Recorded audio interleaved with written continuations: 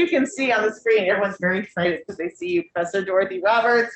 So as you can see, we're about to get schooled in some Black feminism from A to Z. But first, we wanted to sort of offer, one of the things that feminism teaches us is that, you know, we learn through art and culture and through movement and embodiment, as well as through our minds. And one of the ways that folks are doing that is through dance here at Scripps in collaboration with folks incarcerated in CRC. And so we're going to see some short videos about that first, introduced by Dr.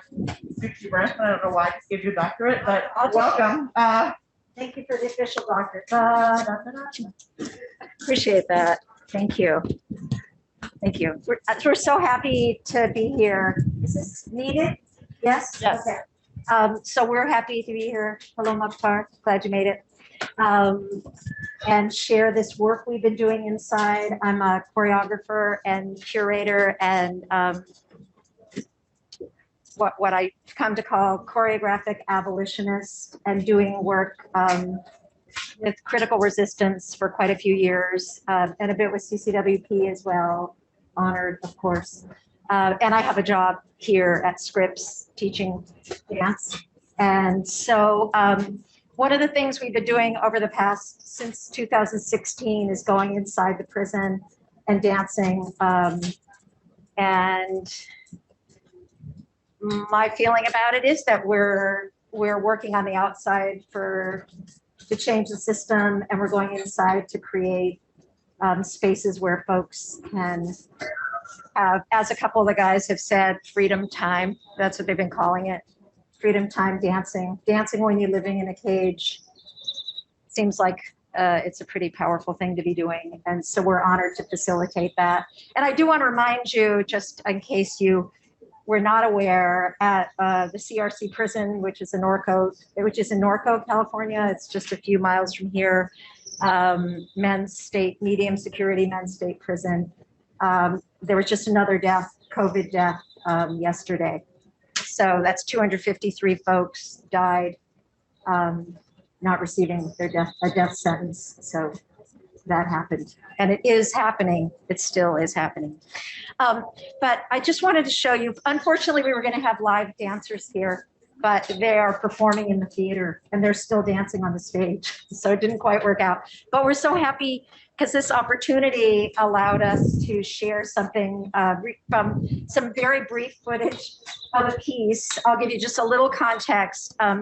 Andrea Ritchie joined us a couple of weeks ago, and we sent in to everyone an article that Andrea wrote called "What the World." Building a world where Breonna Taylor would still be here. Building a world where Breonna Taylor would still be here. And then we discussed this, and people started writing dances based on the ideas that came up. One of the guys, Chris, inside, shared that after he read the article, he realized that as an Afro-Latino man, that he had never talked with his Black wife about what it's like to live as a Black woman in America. And he started, on his daily phone calls, started interviewing her about what her life is like. And they've been together for many years. As a matter of fact, they just bought a house last week. And so last week when we were dancing together through Zoom, he had written a dance about their conversations and about how she has made him see her in a different world, in a different way, and that his world is changed because of this. So we're going to show you this. It's a really crummy little video. So please, I didn't take it with the idea of actually sharing it anywhere, but I hope what you'll see is the folks inside are on a Zoom, and the folks outside are in a dance studio, and they're doing, they're embodying this duet, and you'll hear him read the duet as well. So it's only a minute long, and then I can read you the text afterwards if you don't hear it. Yeah, let's see. I haven't seen it on a big screen, so. In front of me. As I sway away, as I sway from side to side, she slowly rises her hands to the sky in an effort to be acknowledged. Then she stands before me, but I turn my head from side to side in a sign of complete disregard of her. So she stomps her feet to the rhythmic beat that catches my attention. I slowly turn in that direction of the stomp and step back, for I see her for the very first time. I try to turn again, but this time she holds me captive with her movements. She now has me moving to her rhythm, and I finally see her shine. She has changed my heart by making me see her for the first time. Wonderful. Beautiful. The other thing that we're going to show you is the piece that we were going to perform live, which is a piece called Ritchie's Disappearing Acts. It's during COVID, when we could no longer go inside, we started sending in prompts for folks to write, to imagine dances and to write them and to send them out to us. We invited them to imagine that this was a way of working and of dreaming and of imagining anything. So lots and lots of dances came out to us over the course of a couple years. And this dance is called Ritchie's Disappearing Acts. It is actually, you'll see, we turned a lot of these dances into a film. So this is a film version of it. And you will see Ritchie. It's inspired by a program that was in San Quentin prison called Ways of Disappearing. And so you will see Ritchie narrates the piece, and he's actually got out after he wrote the dance. And this is a couple of months after he got out, and he joined us in performing this piece. So we're really happy. So you'll see Ritchie and you'll hear him as well.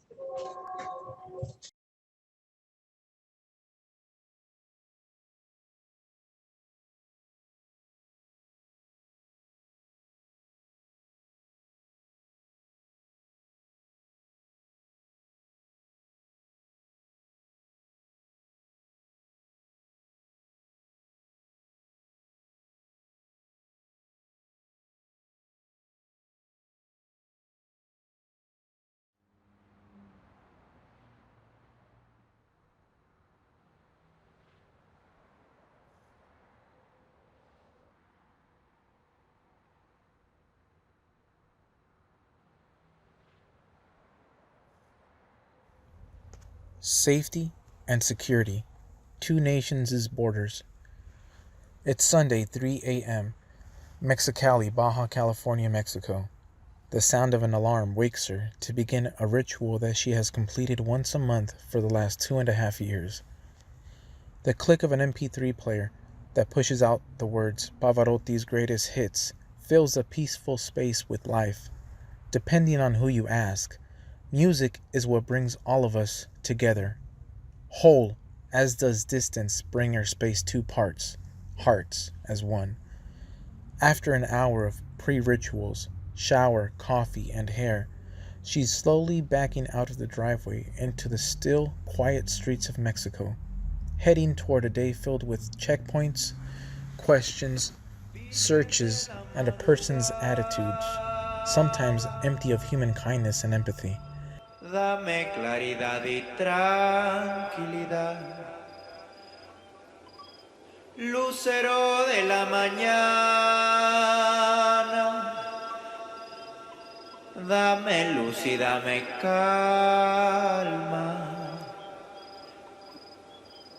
Virgen de la madrugada. Dame claridad y tranquilidad, lucero de la mañana. Dame luz y dame calma,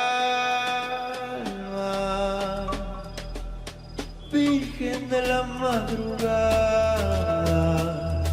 Dame claridad y tranquilidad,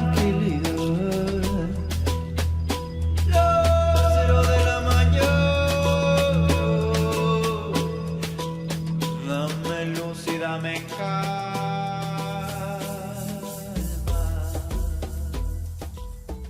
15 minutes later, from a slow pace of stop-and-go traffic between 5 lanes of snail-crawling, border crossing, and high-level painstaking maneuvering to jockey your car into one lane. You are led directly to a CBP, Customs Border Patrol, agent who, within 30 seconds, has a decision to evaluate whether a person is suspicious, dangerous, or harmless. This time, she's able to pass only answering a couple of questions. Free to continue on her way, this dance that's filled with every emotion, anxiety, and relief for love, she makes her way around a series of concrete barriers, cinder blocks, placed in a way to deter a car from crashing into the U.S. home of the free. Highway 111 is a 2-lane highway that seems to cut through the Imperial Valley with the likes of little towns named Calexico, Brawley, El Centro, Heber, and Westmoreland, surrounded by miles of agriculture on each side as far as the eyes can see.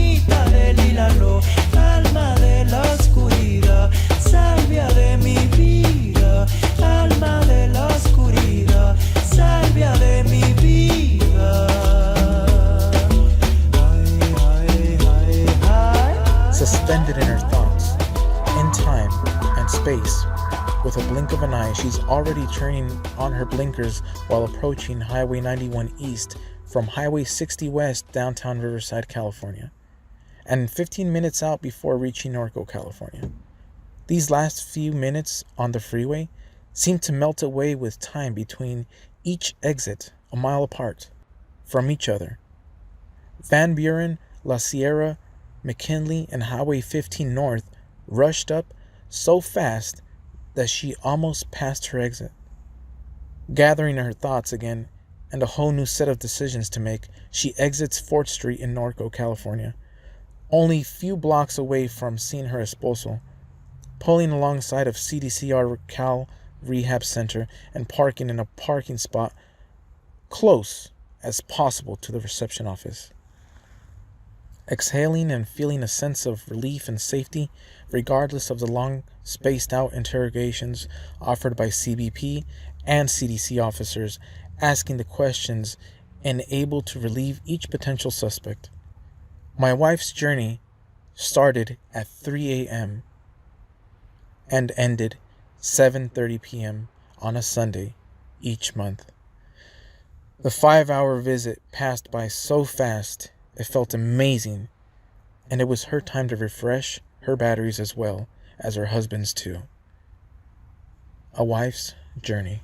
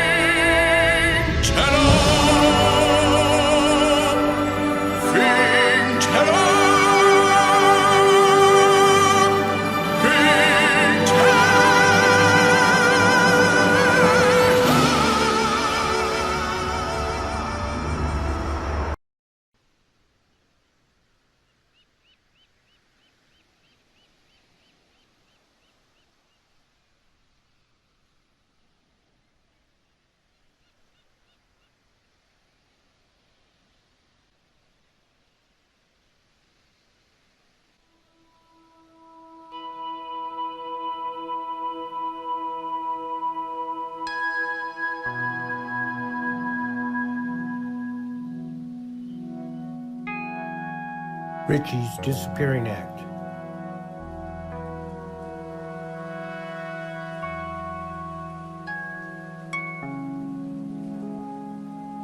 One,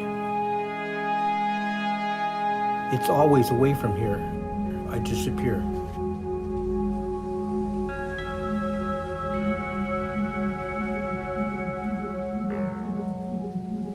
Two, it's sometimes conscious and dreaming that talks to me. Go ahead, leave from here.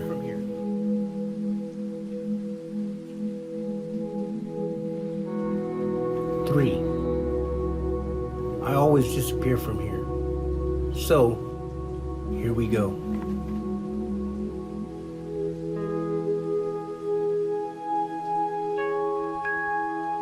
Four, I close my eyes and I'm somewhere else.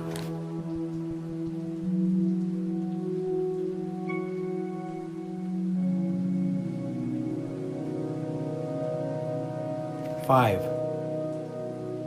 it's somewhere I've been before. I'm so versatile, so I've been to a lot of places.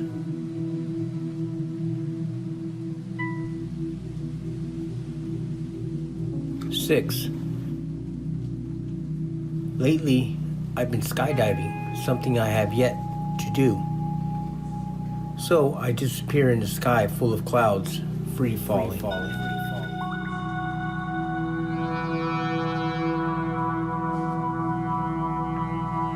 Seven, I disappear, walking up the stairs to D yard. Glance back on a clear day and see all the way to the mountaintop covered with snow.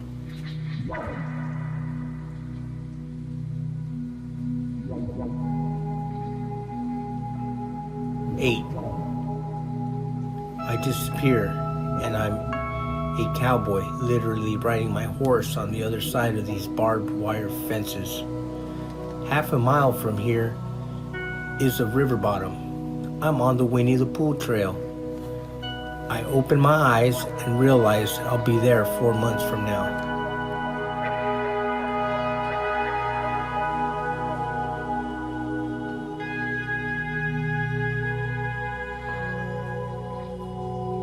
Nine, close them back up. I see the mountaintop. Then I come shredding the snow on my snowboard. I feel the snow kicking in my face. I quickly wipe my goggles and I'm all ready to launch.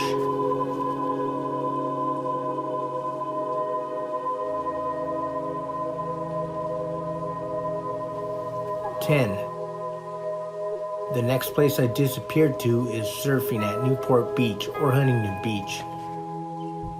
I've done this before, but my imagination now takes me to Hawaii and Australia to surf. I'll be there soon. I'll start with Hawaii.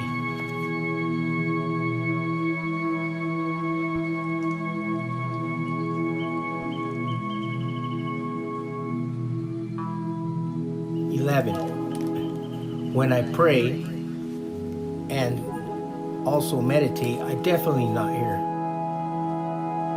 My spirit has also disappeared.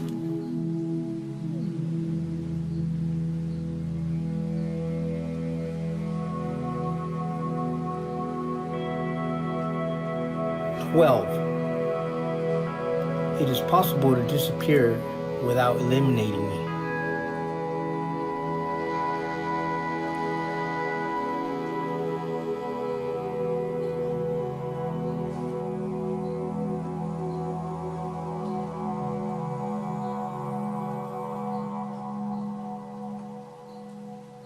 13, I always disappear from here. That's for sure.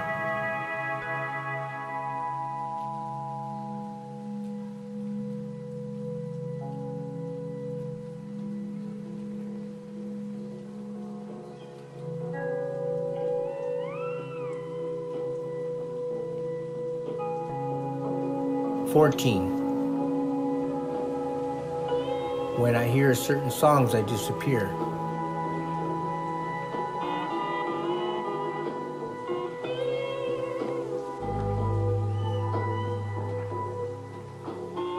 certain memories spark back.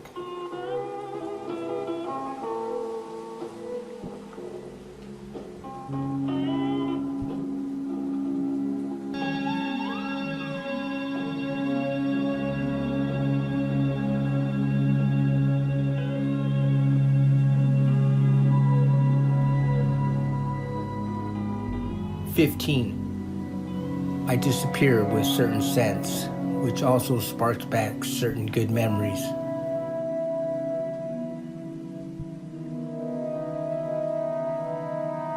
They remind me of who I really am.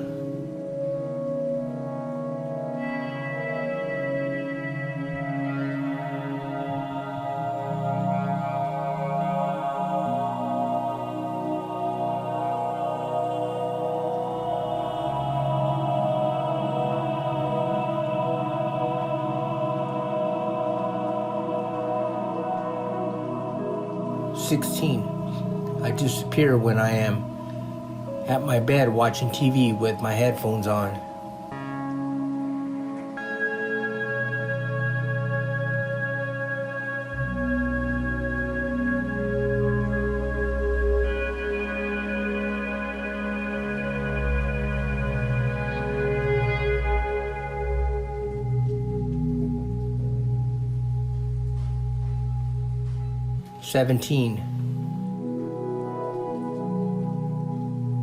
And at least once a week on Monday nights, I disappear into a good memory and new ones created through dance.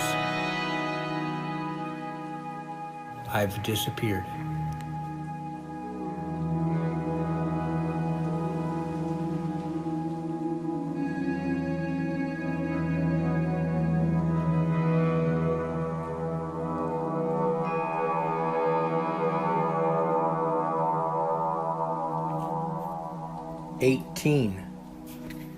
This oppression has not eliminated me,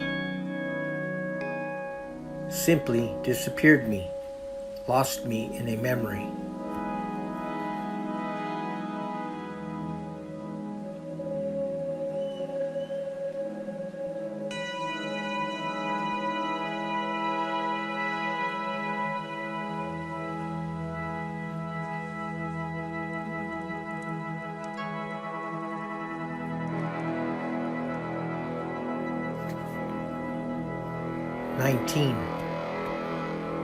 Let's make it clear. Even though I have been disappeared for a few years, I still remain. I still remain right here.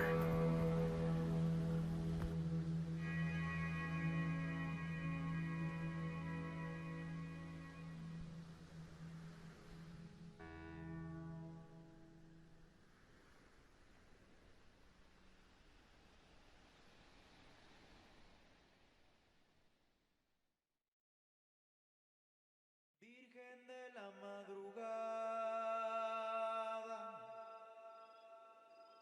dame claridad y tranquilidad. Lucero de la mañana, dame luz y dame calma. Virgen de la madrugada, dame claridad y tranquilidad. Lucero de la mañana, dame luz y dame calma. Virgen de la madrugada, dame claridad y tranquilidad. Lucero de la mañana, dame luz y dame calma.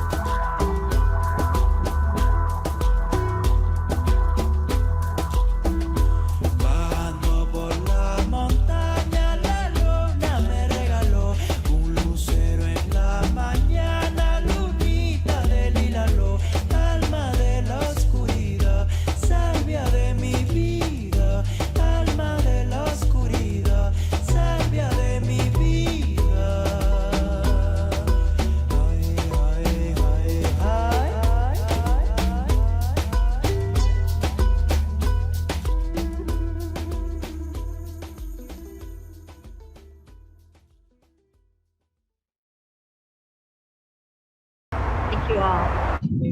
Thank you. So you didn't see Ritchie's disappearing. I messed that cue up. Sorry, y'all. But what you did get to see was this Two Nations Borders that was written by Terry Sakamoto. When is this not working?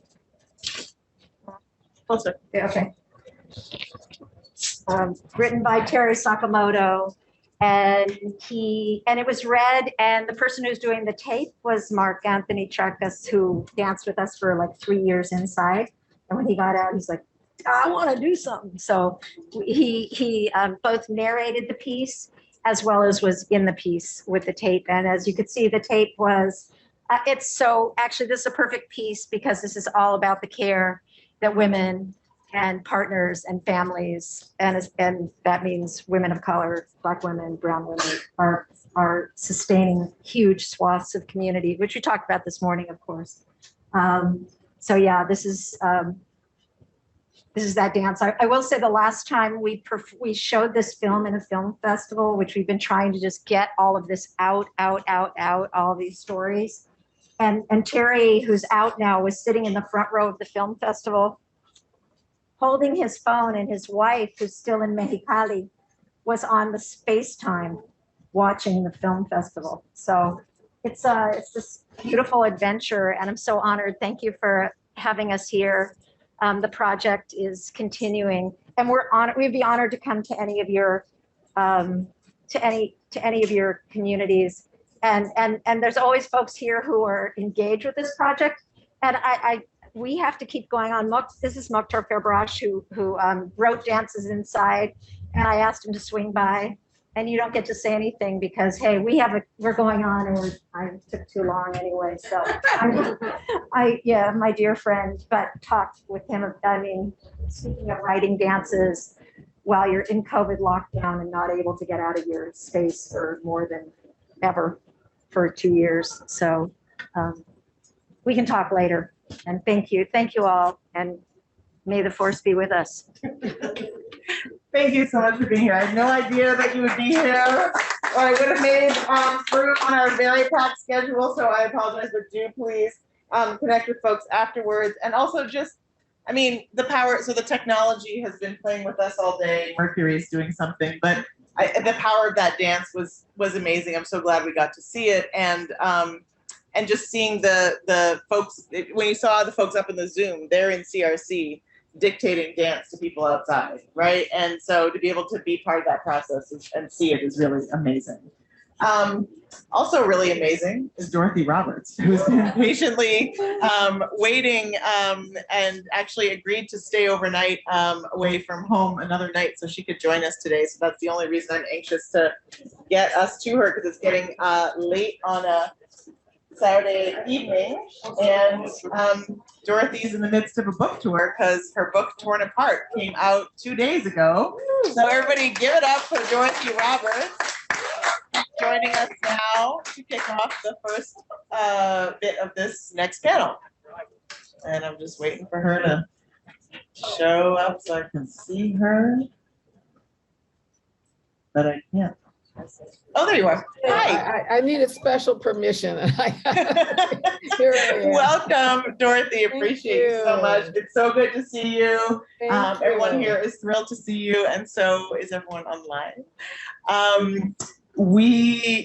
There's so much I could say about Dorothy. I don't even know where to start. So I'm just gonna say this, which is that for me, Dorothy is the quintessential Black feminist abolitionist, among many others. And in many part, it's because I've seen your writing and work since I first met you evolve from talking about loitering ordinances and the ways in which criminalization affects young Black men in Chicago, to talking about criminalization of Black women on welfare, to talking about criminalization of Black women and families through the family regulation system, to calling for the abolition of the entire system itself, and which is a brave thing to do, right? In the same way that calling for decriminalizing domestic violence is.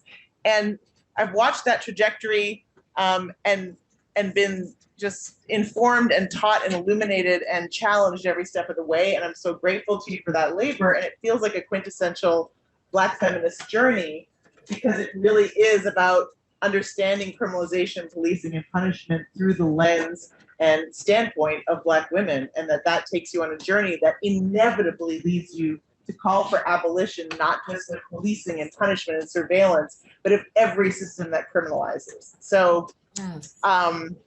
that's a brief introduction to Dorothy Roberts. I invite you to describe yourself for folks who can't see you. Okay. Introduce yourself in the way that you would like to be beyond your bio, which is on the site, and just share with us how Black feminism shaped that journey for you. Okay. Thank you so much, Andrea, for that wonderful introduction and for inviting me to be part of this great symposium. I'm Dorothy Roberts. I use she, her, hers pronouns.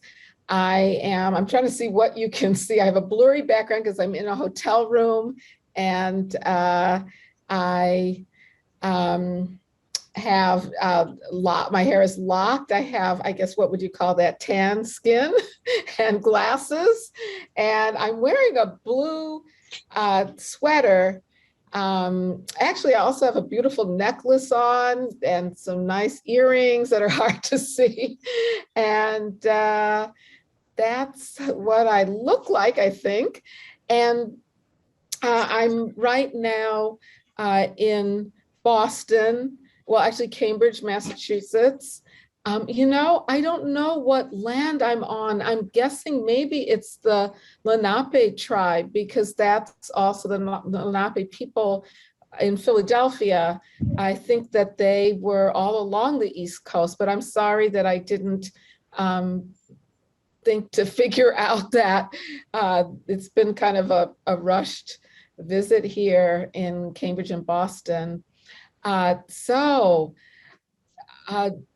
What Andrea said, it's so astute in describing my journey as a Black feminist toward abolition and realizing that what's called the child, oh, thank you, somebody is letting me know. It's the Pawtucket people. Thank you so much, in Massachusetts. And honored to be on their land. So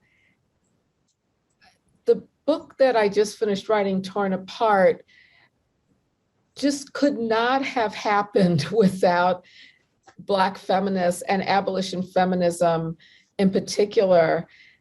And I like what you were saying, Andrea, about a journey, because it has been a real journey. And cut me off if I go too long talking about my journey. Oh, that's what we're so excited. I won't start from childhood. I'll start from where Torn Apart came from, which originated in my work on killing the Black body. So killing the Black body is about the regulation and violence against Black women's childbearing from the time of our enslavement, Black women's enslavement, until current policies, which are just getting worse today. I just read in the news that a woman now has been incarcerated for an abortion, which I predicted in Killing the Black Body, what is it now, 25 years ago, because I was writing there about the way in which multiple policies that in control, where the state uses violence against Black women to control our sexual and reproductive lives, intersect. And at the time, and I'm kind of already going off on a tangent, but at the time, you may recall, this is back in the late 1980s, that most of the mainstream feminist activism having to do with reproductive freedom, and this is by white-led organizations, just focused on abortion, which was an important issue, but didn't take into account the way in which the state was punishing Black women and had punished Black women, and also Latina women and Indigenous women for having babies. and including mass sterilization. And I wanted Killing the Black Body to show that reproductive freedom has to extend beyond just the choice to have an abortion. It has to also include state violence, but also structural violences that make it impossible for us to have true freedom.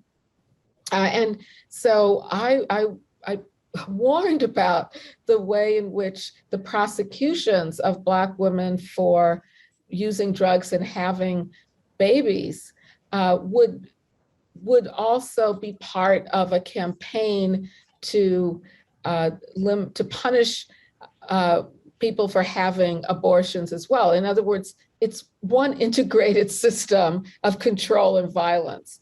We shouldn't be separating the right to abortion from the right to have a child. And so it's, it's right now timely in the news that we are seeing continued prosecutions of women whose childbearing is devalued, and these are from marginalized communities. And this example of this woman who now has been, I don't know if she's been, I believe she's been convicted for having an abortion, is just shows that the convictions initially of Black women for using drugs and having babies has started to merge. So people are being prosecuted for stillbirths and miscarriages and abortions. It's all one now integrated form of state violence against us. So, okay, now that was the tangent. I'm going to get to your question. Even Dorothy Roberts' tangents are like mind-blowing, right? So it's not really a tangent. It's actually just a string of the amazing web that you talk about. Because I think that the thing I learned from you is that, Black women are going to be criminalized for having babies. They're going to be criminalized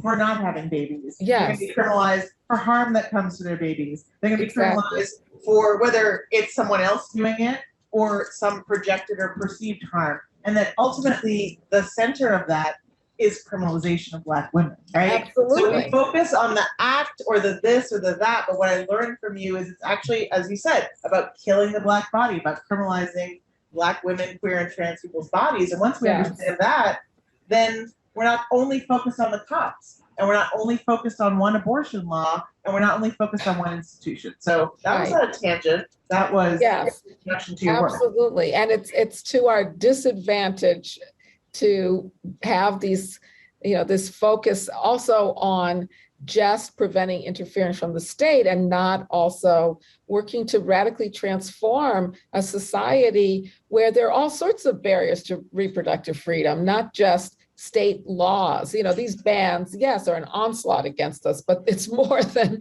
those laws. Okay, so I was working on Killing the Black Body, and I was writing about and advocating against the prosecutions of Black mothers who were being, dragged from delivery rooms, incarcerated while pregnant, on grounds that they were abusing the fetus by using drugs, or that they had committed some form of fetal harm that was then detected in their newborns. And this is when I discovered family policing, or what is generally called the child welfare system, because these very same Black women who were being incarcerated were also having their newborn babies taken from them. And in fact, whereas maybe there were, hundreds of Black women prosecuted, there were thousands and thousands of Black women whose babies were being stolen from them. And then they are blamed for the kind of behavior these children had. Of course, they're being boarded in hospitals. Of course, they're going to have all sorts of problems. And the mothers were then being blamed that it was their drug use doing it. You may all recall the crack baby myth and all of that. But it led me to witnessing this system that was taking thousands and thousands of newborn babies. And then I realized they were taking thousands and thousands more of children from Black mothers, mostly on grounds that they were neglecting their children, which is almost entirely because they do not have the concrete resources to provide what the state says they have to provide, but yet it's the state that is, and our society that has the inequities, structural inequities that are depriving them of these resources they should have, like how I'm talking about housing and food and educational support, healthcare. These are the things that Black mothers were having their children taken from them for. And so they, just like with the prosecutions, they were being scapegoated and now not criminalized here, this is civil, but not criminalized by the formal criminal legal system, but criminalized by a civil system that is supposed to be benevolent and not punitive. And what I learned from these mothers is that this is a punitive system that is deeply entangled with the police, acts like the police, and they mutually support each other. And we can talk about that more later. But I also want to point out that along the way, so I began organizing with reproductive justice activists. And part of our platform was that there's a human right to have a child, to not have a child. But if you have a child, to be able to parent your child in a safe, healthy, and supportive environment, which of course, someone coming in and taking your children, on grounds of punishing poverty is not that kind of environment. So reproductive justice from the beginning has had that aspect to it. And then this is like a 25-year journey, I became connected and learned from anti-carceral Black feminists like you, Andrea, and Angela Davis, Beth Ritchie, and others. I was in Chicago at the time, Beth was there, and I began to learn about the connection between state and intimate violence, that we cannot separate the two of them.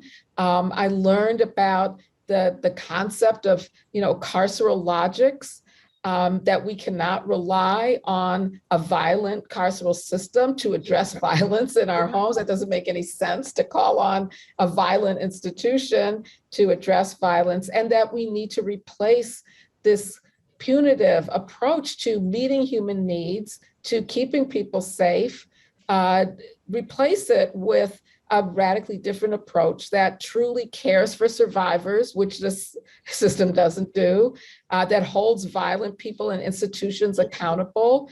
And that includes the state and police officers and, caseworkers, and that truly prevents violence, doesn't just come in and react after violence has already occurred. And so all of that shaped my thinking and activism around family policing, because the family policing is supposed to be keeping children safe, but just like the police, it harms people. It's violent. What makes no sense to say you're keeping children safe by tearing them from their parents and other caregivers and putting them into a violent so-called foster care system, what's really a foster industrial complex. And so my work with and learning from anti-carceral feminists was essential to how I came to think about family policing, to even think about it as family policing. And then I'll just mention one more thing in my journey, which was my getting to know and working with Black mothers who themselves were survivors of this system.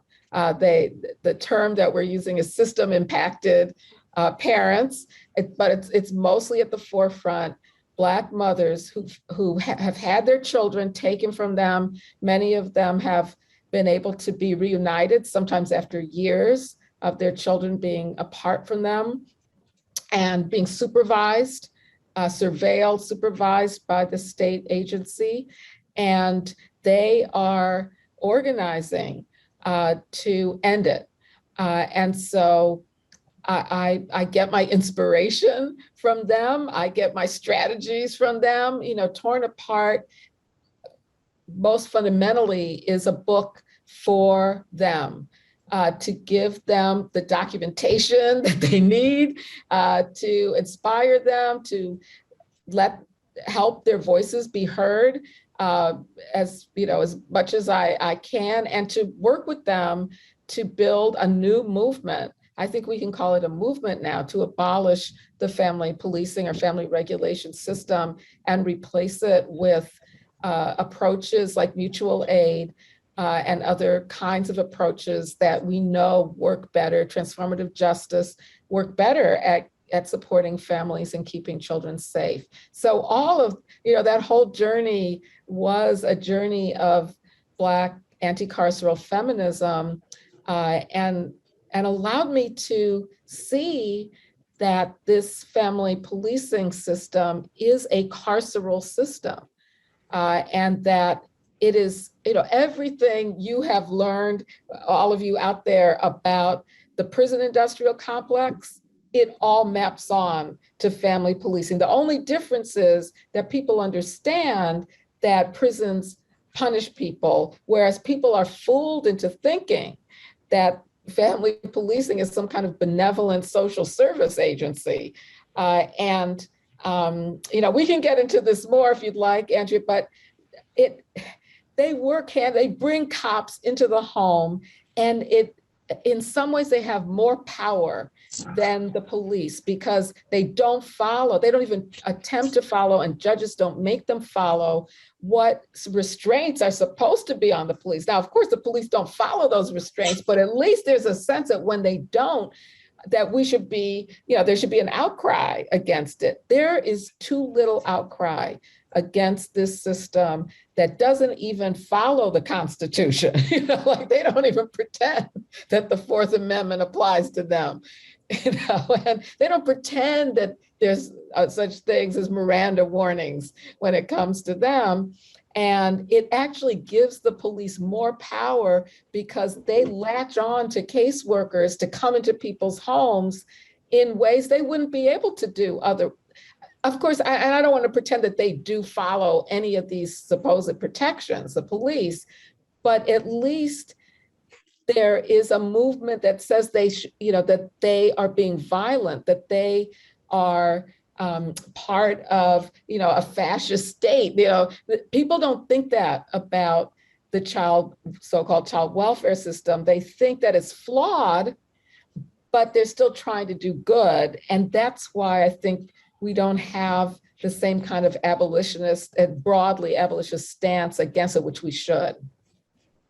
I exactly. So grateful to you for all of that. I'm going to come back to the foster industrial complex in a second, but actually I'm just going to come back to it through this question, which is, you issued a really powerful call in the summer of 2020 to defund organizers. You were like, be careful. Do not move resources from the prison industrial complex to the foster industrial complex. You and folks like Aaron Miles Cloud and Lisa Sangoy and Jocelyn McMillan made arguments about similar kind of financial arguments, right? Like instead of giving money to families for the things that they need, as you described, the foster industrial complex just gives money to people who actually are harming children, whether it's individual families or group homes or institutions. And you really wanted defund organizers to understand that before they fell into a trap. And so I wonder if you want to say more about that and the foster industrial complex. Sure. So during summer 2020, when there were protests all over the nation and the world calling for defunding the police, I heard some people say, give the money to human services departments, or even, switch from calling 911 to calling the child abuse hotline, or give that money to child protective services. And that is just taking money from one carceral violent system and giving it to another one, which, as I said, works hand in hand with the police. So it's not even so much you're giving it to another system. It's the same carceral web, I call it in my book. It's they're entangled with each other. And so, and in the communities where these agencies are intensely involved, and this is something about how the family policing system works, which is another way that obscures its harm, is that it doesn't go around, randomly throughout cities and investigate families. No, it goes into mainly segregated Black neighborhoods. And in many cities, almost all the agency involvement is in those neighborhoods. If you don't live in those neighborhoods or don't engage with people in those neighborhoods, you would not know that it even exists, other than reading a headline every once in a while in the paper when a child is killed at home. That's what you hear about. You wouldn't hear about the 3.5 million children in America who are subject to investigation every year. And by the way, half of Black children in America are subject to a family policing investigation, a so-called child protective investigation, before they reach age 18. Most Black children. So this is a really intense form of policing and disruption of communities. And so I think many people aren't aware of it, or they've been bamboozled by this propaganda that is so strong that we need this system. We see problems in it. Sometimes they miss cases of abuse. And that's usually where the problems are. People hear about that. And then the response is, oh, we need more of it. We need more. Just like police. Just like police, we need more of them. We would, they don't do such a good job now, but if we just put more money into it. And so I wrote a piece calling on abolitionists to not to recommend sending any funds toward these agencies that are so violent. In those neighborhoods where they're concentrated, many of the Black mothers in those neighborhoods are just as afraid of the family police as they are of, the what we usually think of as police, the criminal law enforcement, because it is much easier for a caseworker to come into the home and take your children away, sometimes accompanied by police. The police can take children, in some states, police can take children out of their homes, no court order at all. So you have the police raids. You're not just afraid that they're going to shoot you or beat you up or arrest you. You're afraid they're going to take your children. And so that compounds the violence. And I just want to get across that it gives the police more power then, because now they can say, we're doing it to protect children. And so many legal protections we're supposed to have aren't even attended to whatsoever. And again, the public is thinking, oh, well, they had to do it to protect the children. And so the foster industrial complex is this whole apparatus that's made up of child welfare offices, departments and offices that are in states and cities, as well as a federal apparatus that provides funding for them, and child protective service agents that go out and investigate and often remove children from their homes. It includes the whole system of so-called foster care that maintains children outside their homes. And I think you mentioned, Andrea, that could be in the home of a relative, but they're under supervision by the state, though. And those children can be taken away at any moment because of a finding that the apartment's too small, or someone in the family has a criminal record, which of course, right, is likely in Black neighborhoods. And then there's all that, there's supervisors, the whole bureaucracy, and it amounts to $30 billion a year of funding that goes to this whole apparatus. And most of the funding goes to taking children away from their caregivers and maintaining them in foster care. Oh, so again, it could be kin caregivers, strangers' homes, but also congregate care, group homes, and then the really prison-like and often deadly so-called residential therapeutic centers. And this is where they put children that are supposed to have behavior problems or emotional problems, where they don't provide the care that should be given to any child at all, let alone a child who may have behavioral needs. And often teenagers, especially Black teenagers, especially LGBTQ teenagers, are put in these places because either because they don't want to try to find some place for them to go. Most foster caretakers don't want to take in teenagers, especially if they're Black or queer.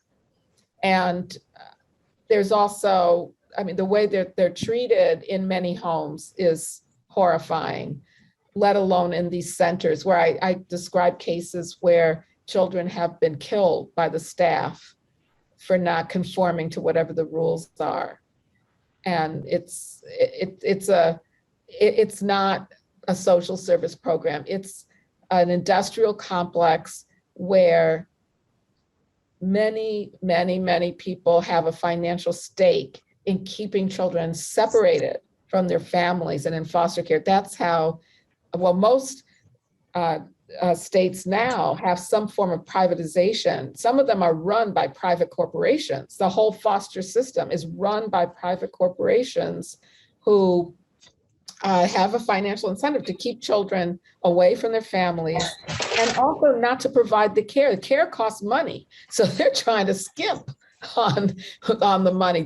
If there's allegations of the same kind of a so-called, allegations of abuse or neglect that happened in someone's home where they would have taken the children, they're less likely to move the children from a foster home because that is administratively burdensome.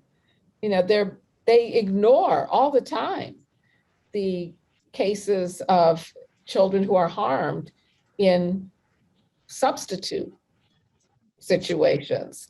And that's not to say that there aren't caring foster caretakers. That yes, they do. We hear stories about children whose lives have been transformed by caring relationships, but those don't have to happen within a punitive system that causes harm to more people, more children and families. So I just don't see that. I mean, people have said that to me, well, I had a loving foster parent. Okay, maybe you did, but what about all the thousands and thousands of families that have been traumatized and separated, whole communities that have been disrupted? And, child removal was, and in some ways continues to be, but it was deliberately and explicitly a weapon of war used by the US military against indigenous peoples. That's not a metaphor. It was a weapon of war developed by the military. And so it continues to be the fact that Black and indigenous children are the most likely to be taken from their homes. They're the most likely to be put in these institutions. They're the most likely to have their parent or other family caregivers' rights terminated, severed legally. They're the most likely to run away. I mean, every bad outcome from this harmful system is targeted mostly at Black and indigenous families, and in some places also immigrant Latinx families, that when there's also a tight entanglement of immigration enforcement and family policing as well.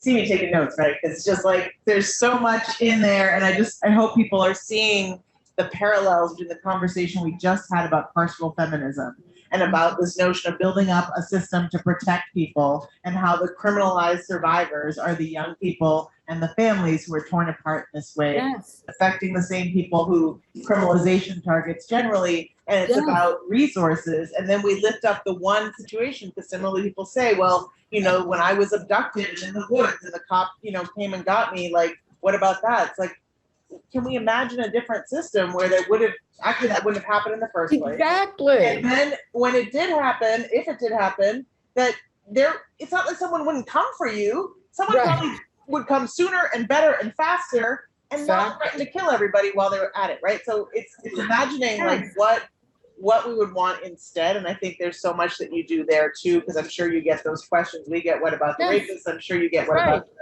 the child abuser, the children killed at home by their parents, which is rare. That's when it happens, it sometimes makes national news. Now, of course, we don't want that to happen, but there is absolutely no evidence that the family policing system, first of all, it didn't prevent it from happening. Exactly. Usually these cases are in the news and they say child known to system, you know, killed in the home. Okay, so the system did not protect that child. I mean, it's, if you think about it, it makes no sense to say this shows we need this system. How can it show that? It showed that the system did not work.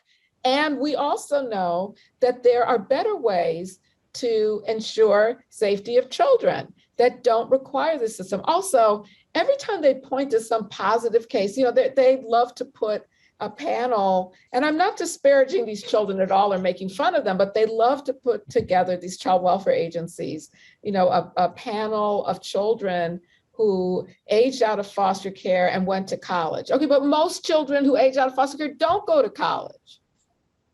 You know, there's a high school dropout rate. There's a high rate of being homeless, of being incarcerated.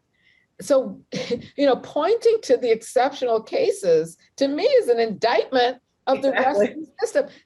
These children are taken from their families. You're supposed to show us that they have fantastic results because you took them, you traumatized them. So even that, and then also, why do we have an approach then where in order to get these benefits that they like to point out, you have to be taken from your family? Why couldn't they provide these benefits within the family? Like, why do we have to get the care inside the prison? You could have just gotten it.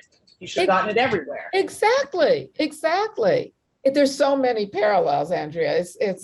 The logic is so much the same, except that it's more devious because this is a system claiming we are protecting. We're benevolent, you know, we care, and it's the opposite. But that benevolent veneer, which is completely false, then protects the system from public scrutiny. And these are all the ways in which Black feminism helps you really look behind and underneath the veneer and uncover the veneer of the carceral state through all of its institutions. Absolutely. And I could talk to you, Dorothy, all day, all week, all year. And I also want people to buy your book and get the full brilliance, and not just Torn Apart, but all of them: Killing the Black Body, Shattered Bonds. There's also one about criminalization through medical care. Yes. Dorothy's a constitutional scholar and affiliated with the medical school at Penn and in the reproductive justice movement. That's how Black feminism works. That's how it's embodied. And that's what we've been blessed with today. So I'm so sad that we have to leave you, but I'm bet you're excited to get into your Saturday night. So if there's any last thing you want to say, I have more to do. But thank you. What did you just say? I'm sorry. I missed your last. last visions of a Black feminist future where the child welfare system or family police have been abolished that you want to share before we? Oh, absolutely. Yeah, so this is what I'll say. We already know we can abolish it and replace it because we've been doing it already. There are so, one of the, well, I didn't have a chance to go into the roots of this system, which are all about violence against families, especially, again, Indigenous families and Black families. I go all the way back to enslavement, the apprenticeship of Black children back to their enslavers after emancipation. I could go on and on. But one thing then that we know is that Black communities have cared for children when the state was, just all out violent and separating families just, en masse by law. And Black communities, Indigenous communities have taken care of children without the state. Now, I think that there is a role, and now I'm going to say something maybe controversial, so I don't know if I should say it in the last moments, but a role for demanding that the funding, that $30 billion be, go into truly caring, but it doesn't have to be, and it shouldn't be another system. It should be that it's distributed through cash into the hands of it, just like you can give the cash to the people who run these therapeutic centers, and you can give the cash to foster caretakers. You can give the cash, to family caregivers. And also, we have the example of mutual aid networks, which we already know work. I don't have time to talk about it, but we know in New York City during the lockdown, children, there was no increase in child abuse. That it was predicted, these children are going to be abused in their homes because caseworkers can't, are not going to come in during the pandemic. No, that did not happen. And part of why it didn't happen, and Anna Ahrens, who's at NYU, wrote an article about this, is because mutual aid networks sprang up and distributed groceries to people and diapers and, forms of healthcare, mental and physical healthcare. And I mean, we just have the Black Panther Party and free breakfast and medical care. We could go on and on with the examples that we have now. Black midwives delivering much better care than what we see now, with the highest rate of maternal mortality in the only nation where it's going up, literally, in the world, is in the United States. And Black women dying from pregnancy-related causes at 2, 3, 4 times the rates of white women in America. I mean, just, we have so many examples of safer, more caring, more humane ways of caring for children and supporting families and keeping families safe. I have so much more I could say, but I'm gonna. We're gonna have people save it for the book, make sure they get to read the book, but also Yeah. Dorothy's on book tour now. So you can follow her on Twitter and catch all the events where you'll be able to hear the fullness of all the brilliance that you got just a taste of today. Yeah. Thank you so much for joining us today, Dorothy. Thank you, everybody. I'm so happy. So happy. I wish I could be there, but thank you so very much. It's so wonderful just to talk with you, Andrea. I wish it was in person, but thanks. We'll so be soon. Yes. All right. Take good care. Okay. All right. Bye. Bye. All right. Let me invite our amazing follow-up second part of this intersectional organizing panel to the front and to the Zooms. Leanne and Michelle and Amanda are here in the room. And then on the Zoom, we have Cara and Nadine and Emmy Kane, I think, unless a migraine took her out. So I think not. They haven't gotten a text about that. Okay. Emmy's on. Emmy's on? Great. Thank you. I just couldn't see. So thank you. All right. I don't even know where to start after that. That was sort of mind blowing. But I guess welcome. Hey. So I'm gonna actually take us to the Zooms first to invite Cara Page to the screen because Cara's work overlaps in many ways with Dorothy's, particularly around criminalization through access to medical care and sort of naming the medical industrial complex, which overlaps with and is co-constitutive of the foster industrial complex, which is overlapping with and co-constitutive of the prison industrial complex. And I have learned so much from Cara Page's just incisive, sharp, and deeply historical and principledly nuanced approach to these issues that I just want you all to be able to hear that as well. So Cara, we've been asking folks to describe themselves and to just introduce yourself in a way beyond your bio in the on the bio page, and then just tell us how Black feminism shapes the ways in which you see and organize around these this deeply intersectional space that you have illuminated for so many of us. Thank you. It's an honor to be here with all my co-conspirators on the panel. Of course, Andrea, for your vision and leadership, and Mariam, thanks for doing this powerful work and all the people it takes to hold us in this space. I'm Cara Page. I am a Black queer feminist, abolitionist, and cultural worker here on unceded territory of the Munsee Lenape people, indigenous tribal nations, otherwise known as Brooklyn, New York. I am a light-skinned Black woman with deep red lipstick, blue glasses, and a big head afro hair. I am wearing a burnt orange shirt this evening with some wooden jewelry with Black and red colors. And behind me is a Mexican woven embroidered quilt on the wall with orange and purple and white, and a white wall behind me, and a South African basket with cloth from Colombia. I'm everywhere.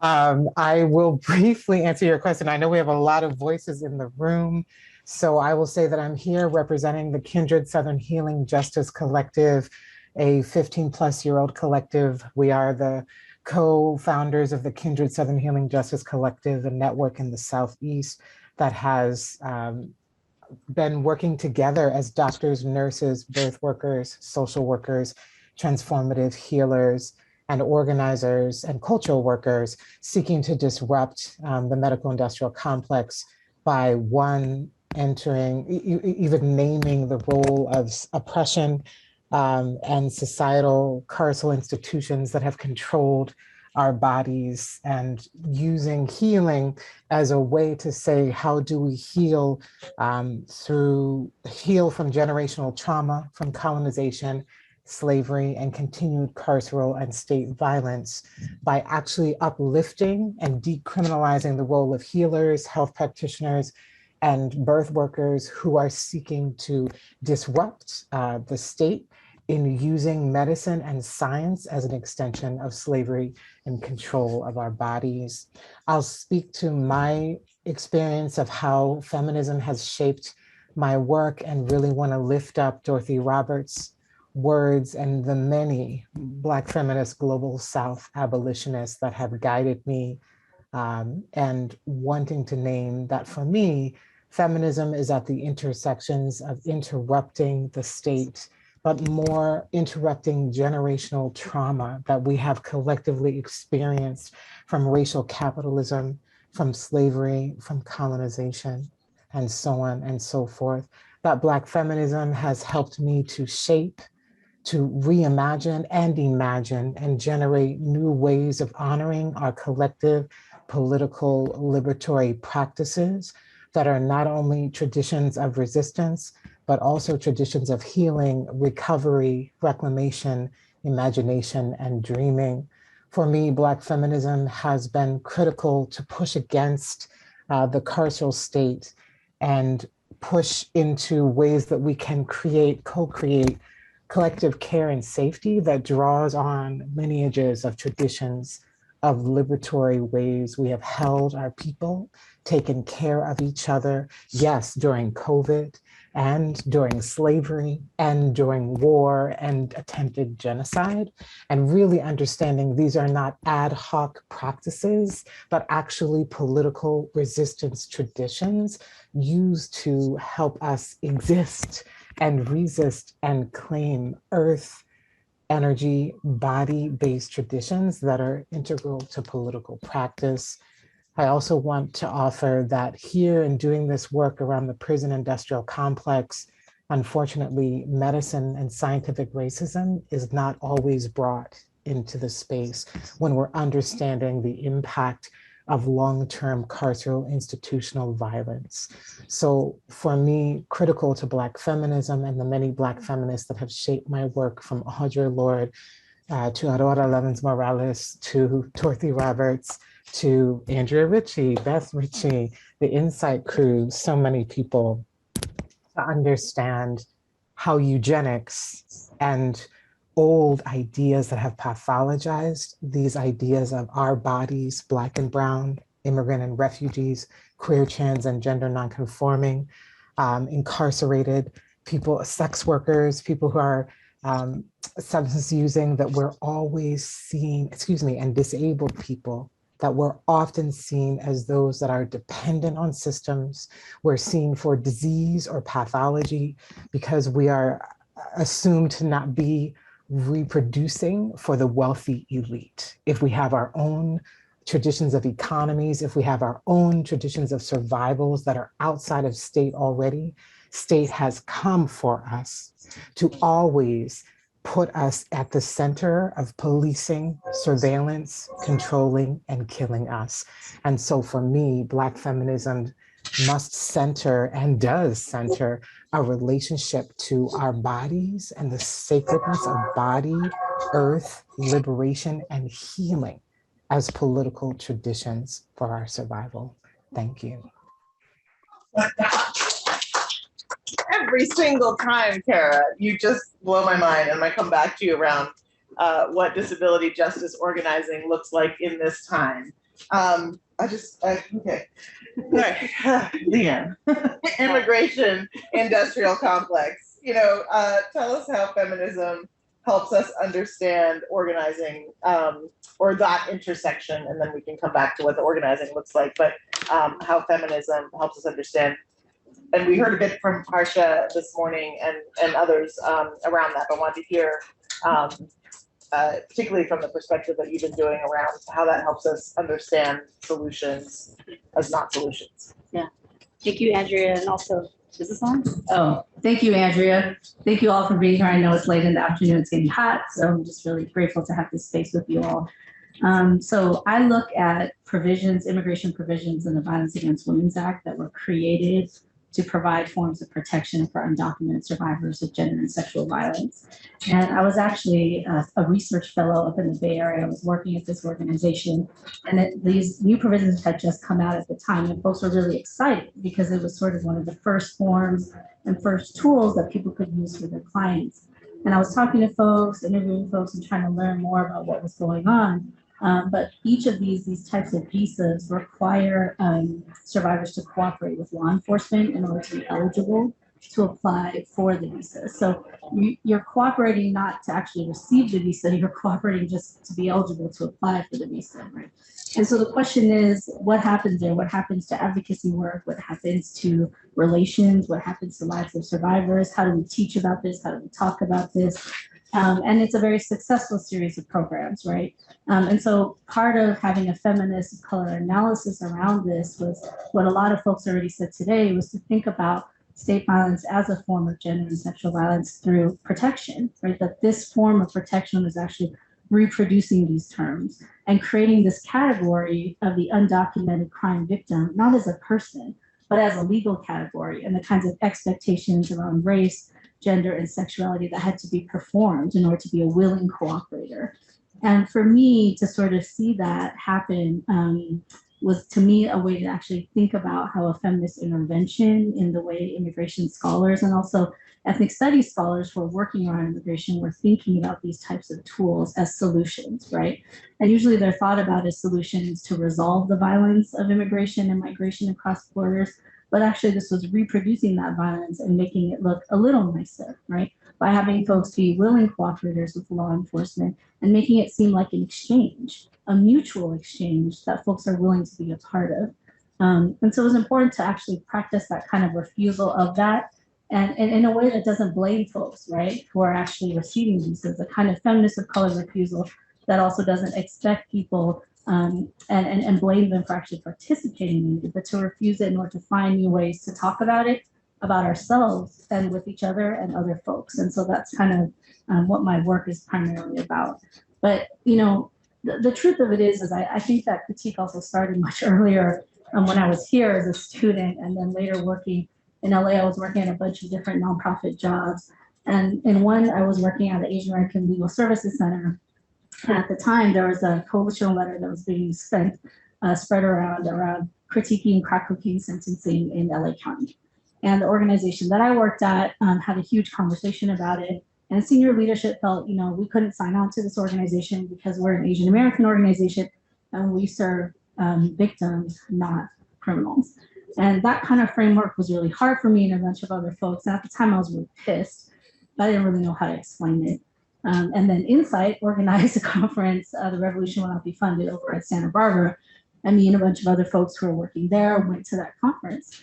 And it wasn't until later, actually, when I was in Michigan, that I joined the Insight chapter with Nadine, who's going to be on the call later, and actually thought about feminist practice also as what it meant to be an institution, right? In a different kind of industrial complex, the academy. And so thinking about how to abolish forms of punishment in the institution in ways of teaching and relating to each other, like that's also a part of that everyday kind of work. Which is very difficult, and sometimes they kind of feel like you fail at it all the time. But that's also part of feminist work too, is actually embracing that failure. So those are kind of some of the things that are coming to mind for me. Okay, Leah, I see you. Thank you. And also I just wanted to, I forgot to mention that Leanne is a graduate of Scripps College, so you too can be doing this work. And also just to name the secret, not so secret thread that you may have noticed, that everyone, or not everyone, but almost everyone has a connection to Insight in some way. And that many of us have said Beth Ritchie's name about 1 million times because she's present basically in spirit, if not at this actual event. And that, you know, that this political line of abolition feminism and its roots in the work of Insight that so many of us have had the opportunity to be a part of over time is sort of what's described in abolition feminism now. So no secret there, and we'll be coming back to more insiders on this call. But I wanted to come next to Nana Gyamfi, who also organizes at the intersections of immigration and also protest and Black liberation through a Black feminist lens. And something about Nana and I went to college together. We were back in the day at Cornell. I'm not going to say what year. You can decide if you want to say what year. But we were both in a classroom with a former Panther, Dr. James Turner, who was having us memorize Malcolm X quotes and cool. But we were like, is feminism anywhere? And we found it together and with other faculty there. But that it's long roots, long history, and wanting to invite you, Nana, who's now the director of Black Alliance for Just Immigration and also the National Conference of Black Lawyers, because we stay having multiple jobs, to describe yourself and also talk about how Black feminism has informed that journey since we were memorizing those quotes together. Yes, the Dr. Turner, the Turnerites, we're here. Thank you so very much for inviting me, Andrea. Really honored to be here, to be invited. Wish I was there in person. Normally I'm in LA, but not this weekend. And wish I was there to meet the other folks that are there in person as well. I'm going to say greetings to all of you from unceded Muncie, Lenape, and Matinecock, I think is how you say it, land here where I'm not normally in Queens. My name is Nana. As Andrea just indicated, my pronouns are she, her, and wonu of the Tree language of Ghana. And yes, quite a journey from where we were at Cornell in the year that will not be mentioned up until now. Up until now. And I think, I was looking at what was happening with the Supreme Court justice, all of the hearings, et cetera. I'm going to reserve my comment about some of that. But what it did remind me of, can't help but remind me of, from just the generation that I'm in, is what happened with Clarence Thomas and Kimberly Crenshaw, who also went to Cornell in a year that we won't mention, but it wasn't our year. And So did Beth, by the way. say that again?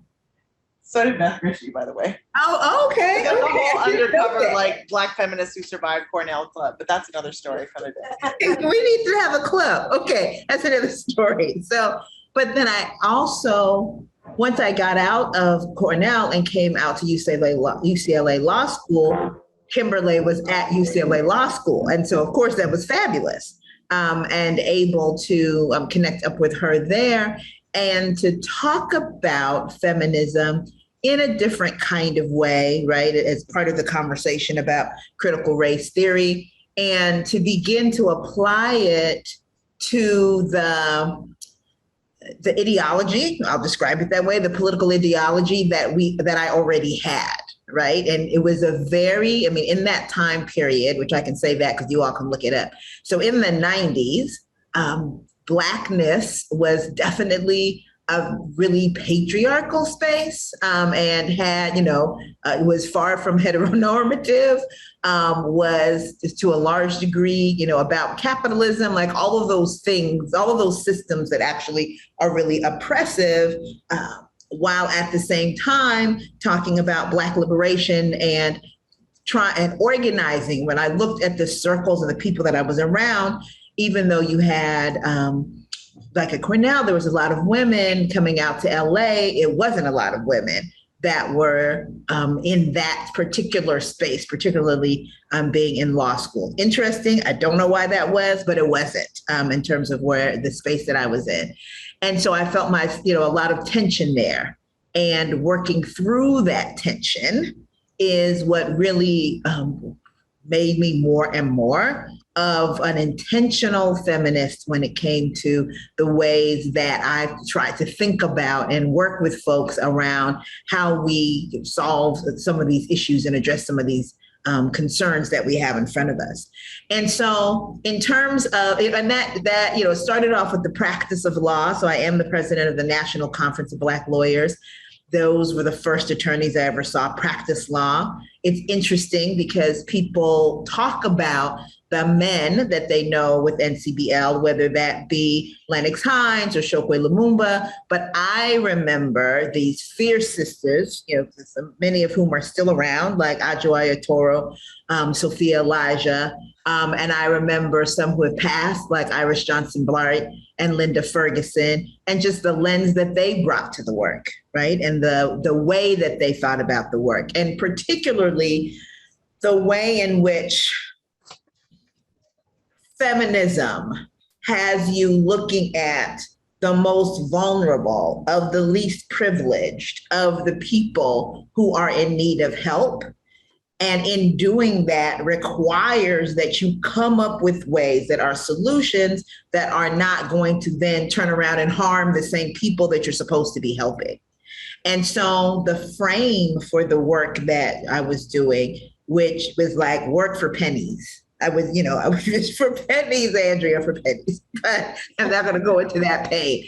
But how you do it, hit a case, the way that you did a case, what you asked for in a case, what cases you took, so many cases, including criminal matters, reasonably, severe, quote unquote, or serious charges.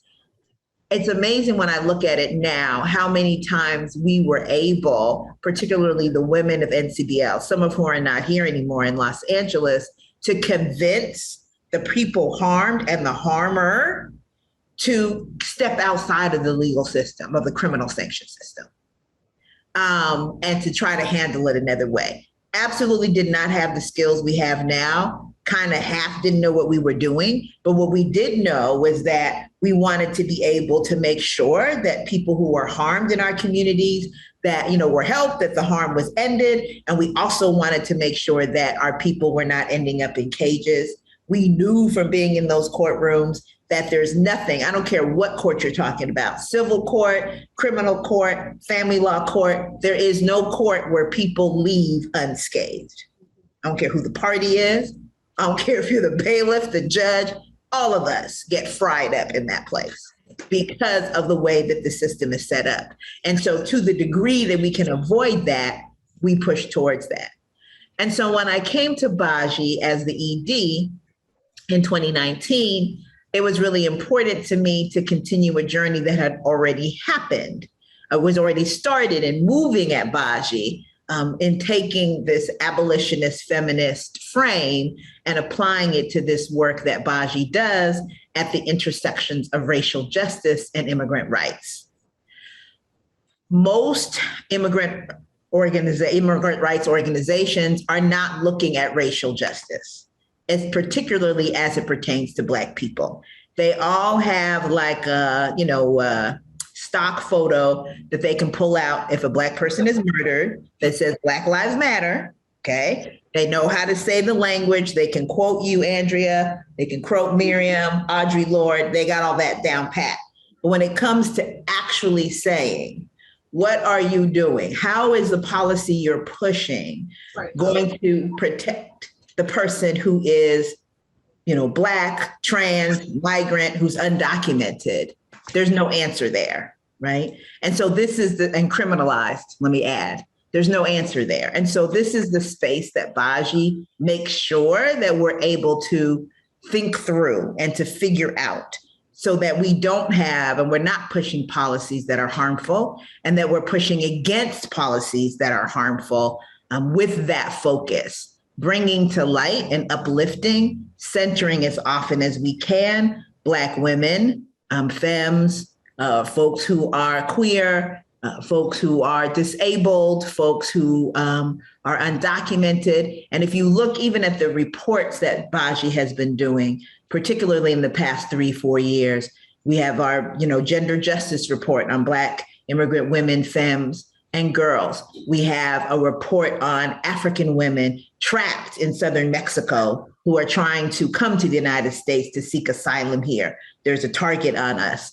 We have various parts of our State of Black immigrant reports that we have updated to make sure, again, that we are having that focus and that we are pushing against all the oppressive systems that we can push against in a way that's a reframe, because I think that's really important in talking about how we bring feminism to the work. If it's not reframing in a way that absolutely, smashes these systems, then it's not feminist work. And that's why we know that carceral feminism is actually an oxymoron, because that's not possible, actually, in the way that, to advocate for people to go to prisons, to go to jail, to be shamed and blamed, et cetera, is really the opposite of what feminism is really about.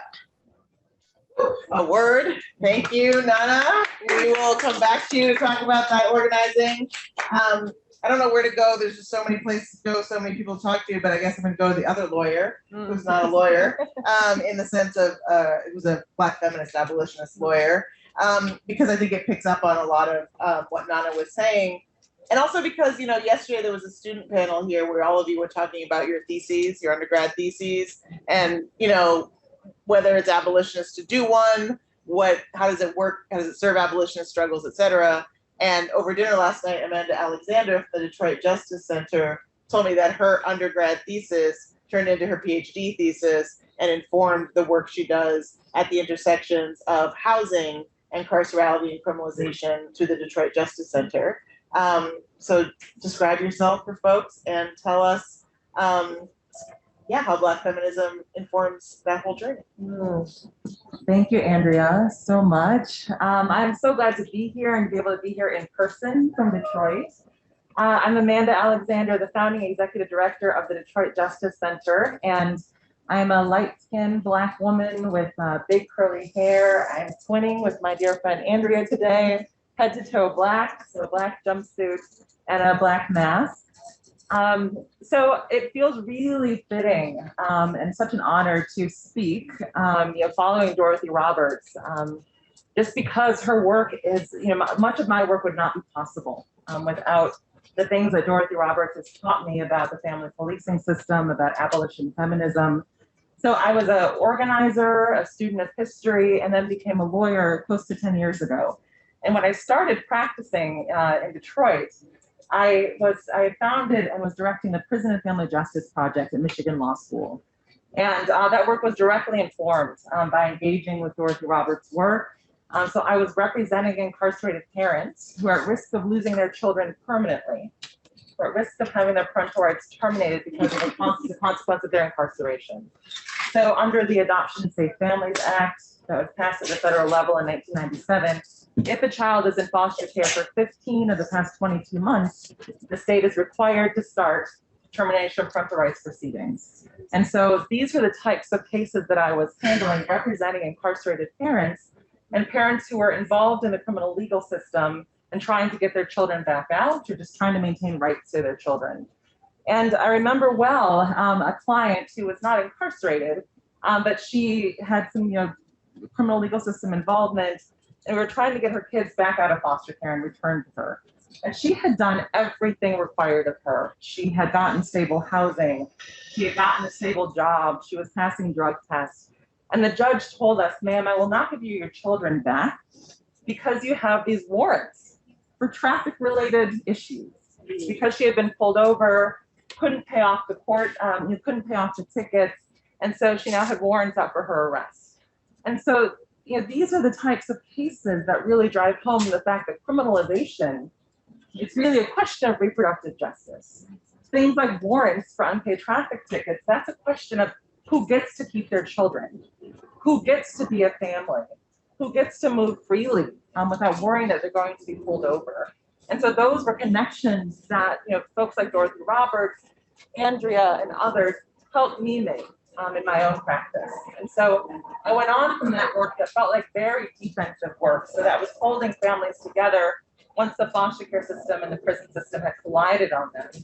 I went on to found the Detroit Justice Center, and our work is similarly informed by abolition feminism. So the work, especially of Ruthie Gilmore, who has taught us that abolition is not just about the absence of criminalization, policing, prosecution, incarceration, but about the presence of everything that communities need to thrive. And so our work at DJC, we use an approach that we call defense, offense, and dreaming, because we need all three in order to fight not just what we're tearing down, but what we're building up. So the defensive piece is, working with people to clear warrants, fines, fees, tickets, all these things that are barriers to housing or barriers to them staying out of jail and prison. That's the defensive piece. We've also housed a bail fund. The offensive piece is our economic equity practice. And that's where we are shoring up all of the freedom dreams that Detroiters have had for a very long time for our communities. And so we are supporting worker-owned cooperatives and running a co-op academy.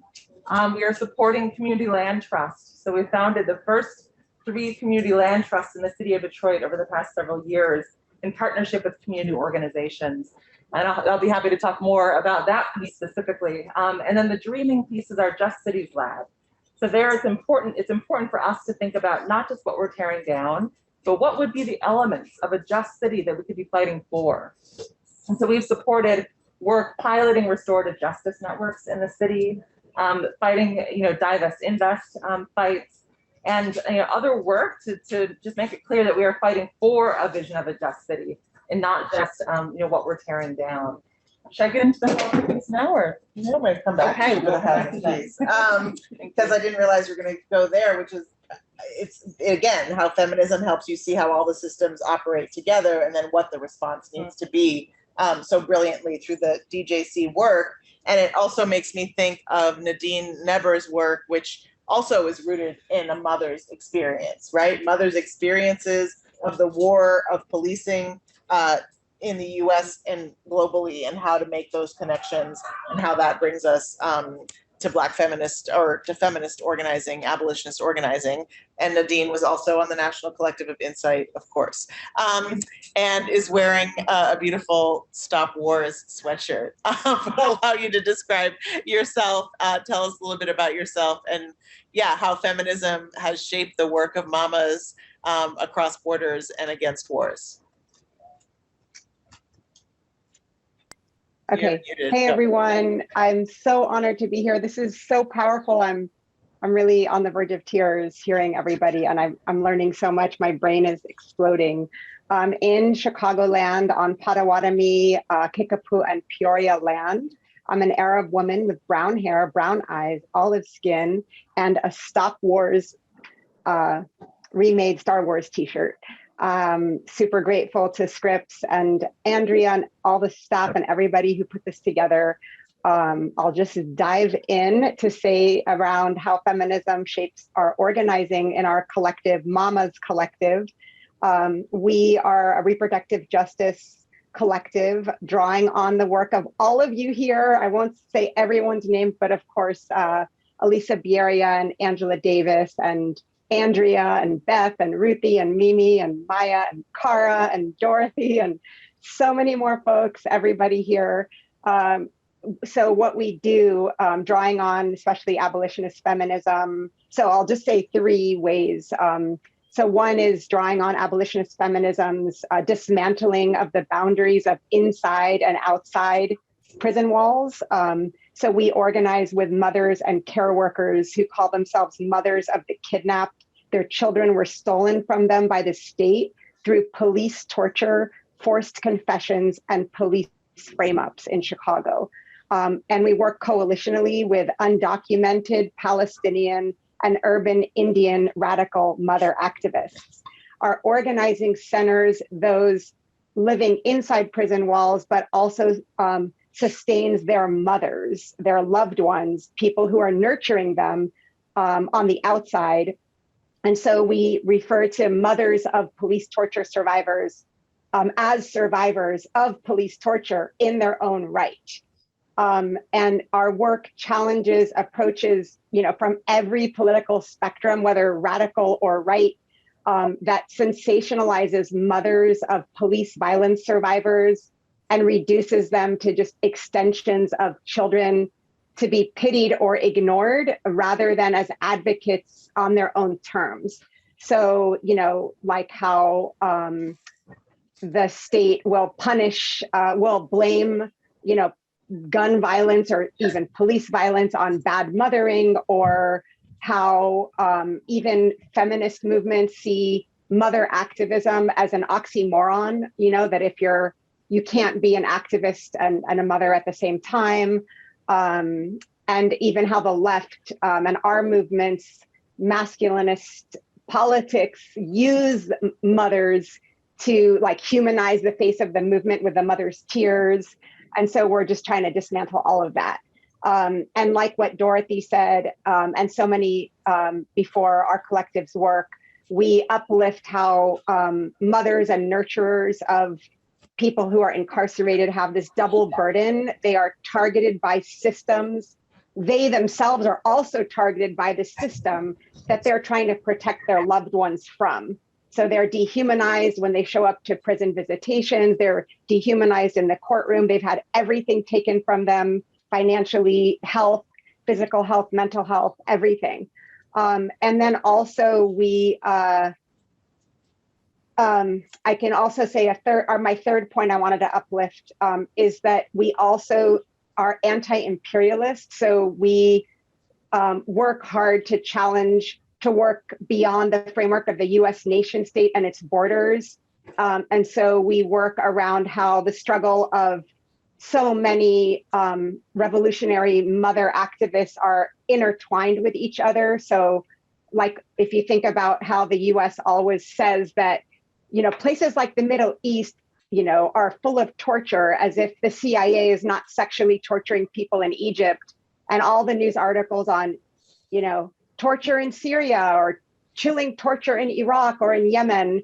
And so what we try to do is connect up our struggles with people in places like Egypt, like the mother of Ala Saif, who herself is also a political prisoner. Her name's Layla Saif, and her daughter, Sanat Saif. These are folks from the Egyptian Revolution of 2011. Sanat is coming to Chicago at the end of April.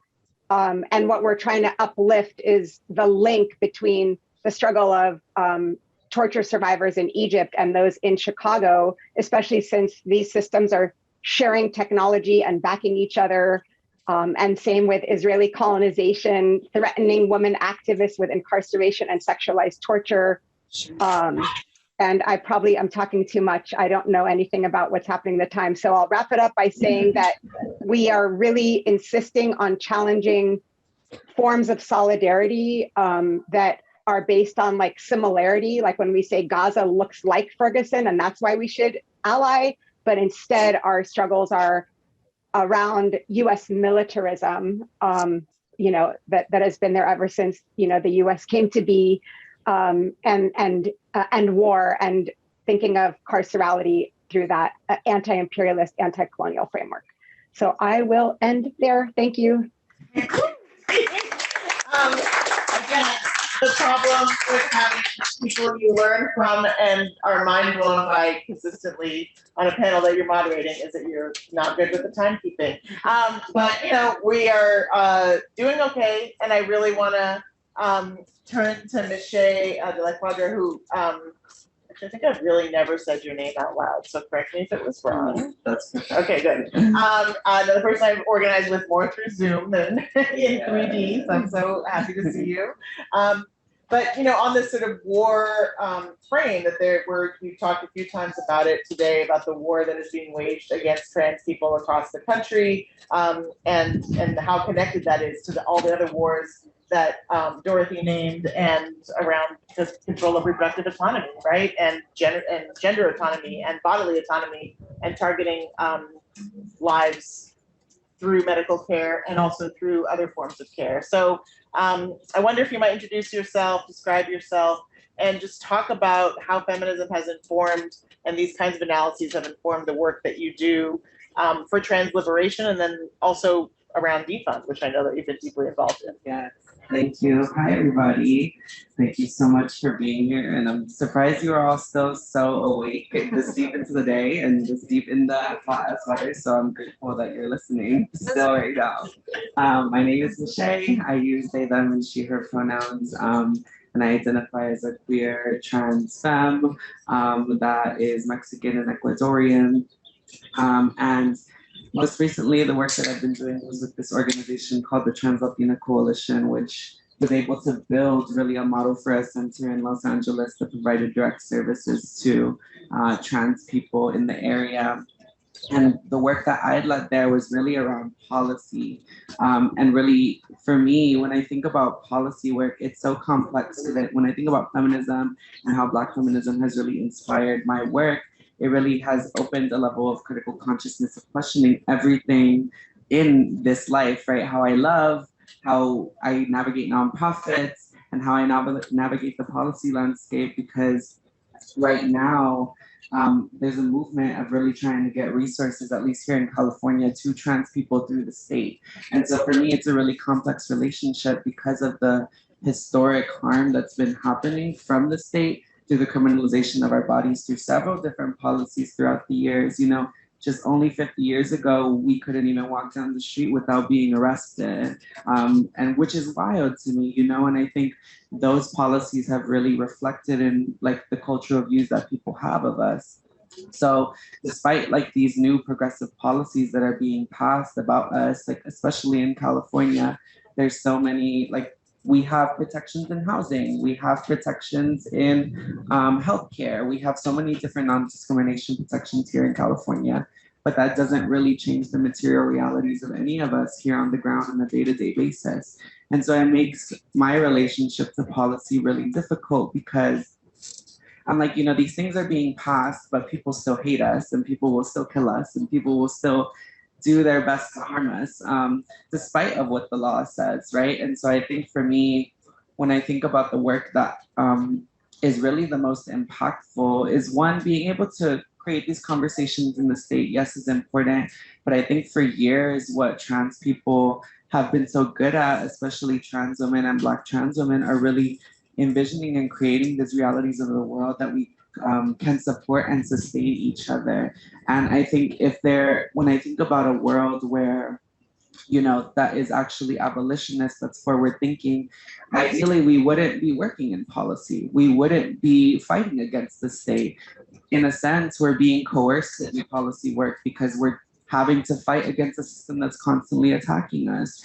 But if we really wanted to do the work that we wanted to do, it would be creating worlds and systems that we want to thrive in and support each other in. So, and that's the work that trans people have done for so long, you know, building housing support systems for each other, providing financial support to one another, either through like teaching each other how to do sex work, teaching each other how to make money, you know, teaching each other how to survive, and just being able to support each other's livelihood is something we've been so good at, and I think is really a focus that in the abolitionist framework is something we really need to focus on, is how we're supporting and sustaining one another and building systems to be able to support one another. But I think in terms of policy too, it's really difficult because so I was able to work on 2 different pieces of legislation in the last year. One was this one called AB 2218, which was the Transgender Wellness and Equity Fund, which was a bill that created a $15 million fund to expand and create healthcare services that were, you know, really supposed to be led by trans people, gender nonconforming people, intersex people. And, you know, it took so much organizing from people on the ground to even get that formulated as an idea and to get passed. And once it was passed, all of the power and the control of that program was handed back to the state. And now we can't even control how the funding gets allocated, how, you know, how this money is going to get to organizations or even to people on the ground.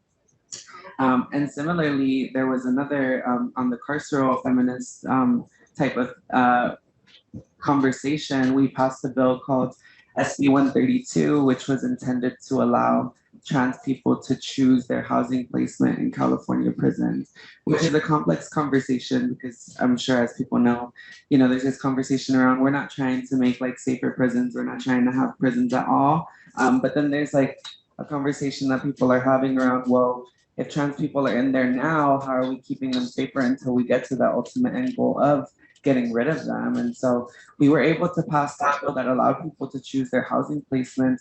But with that, trans women started transferring to women's prisons, but were experiencing so much more violence than they were in the men's prisons by the guards, because people that were working for CDCR were just seeing us and the people that were inside as like these big old men that are gonna like harm the cis women that are inside of these prisons, right?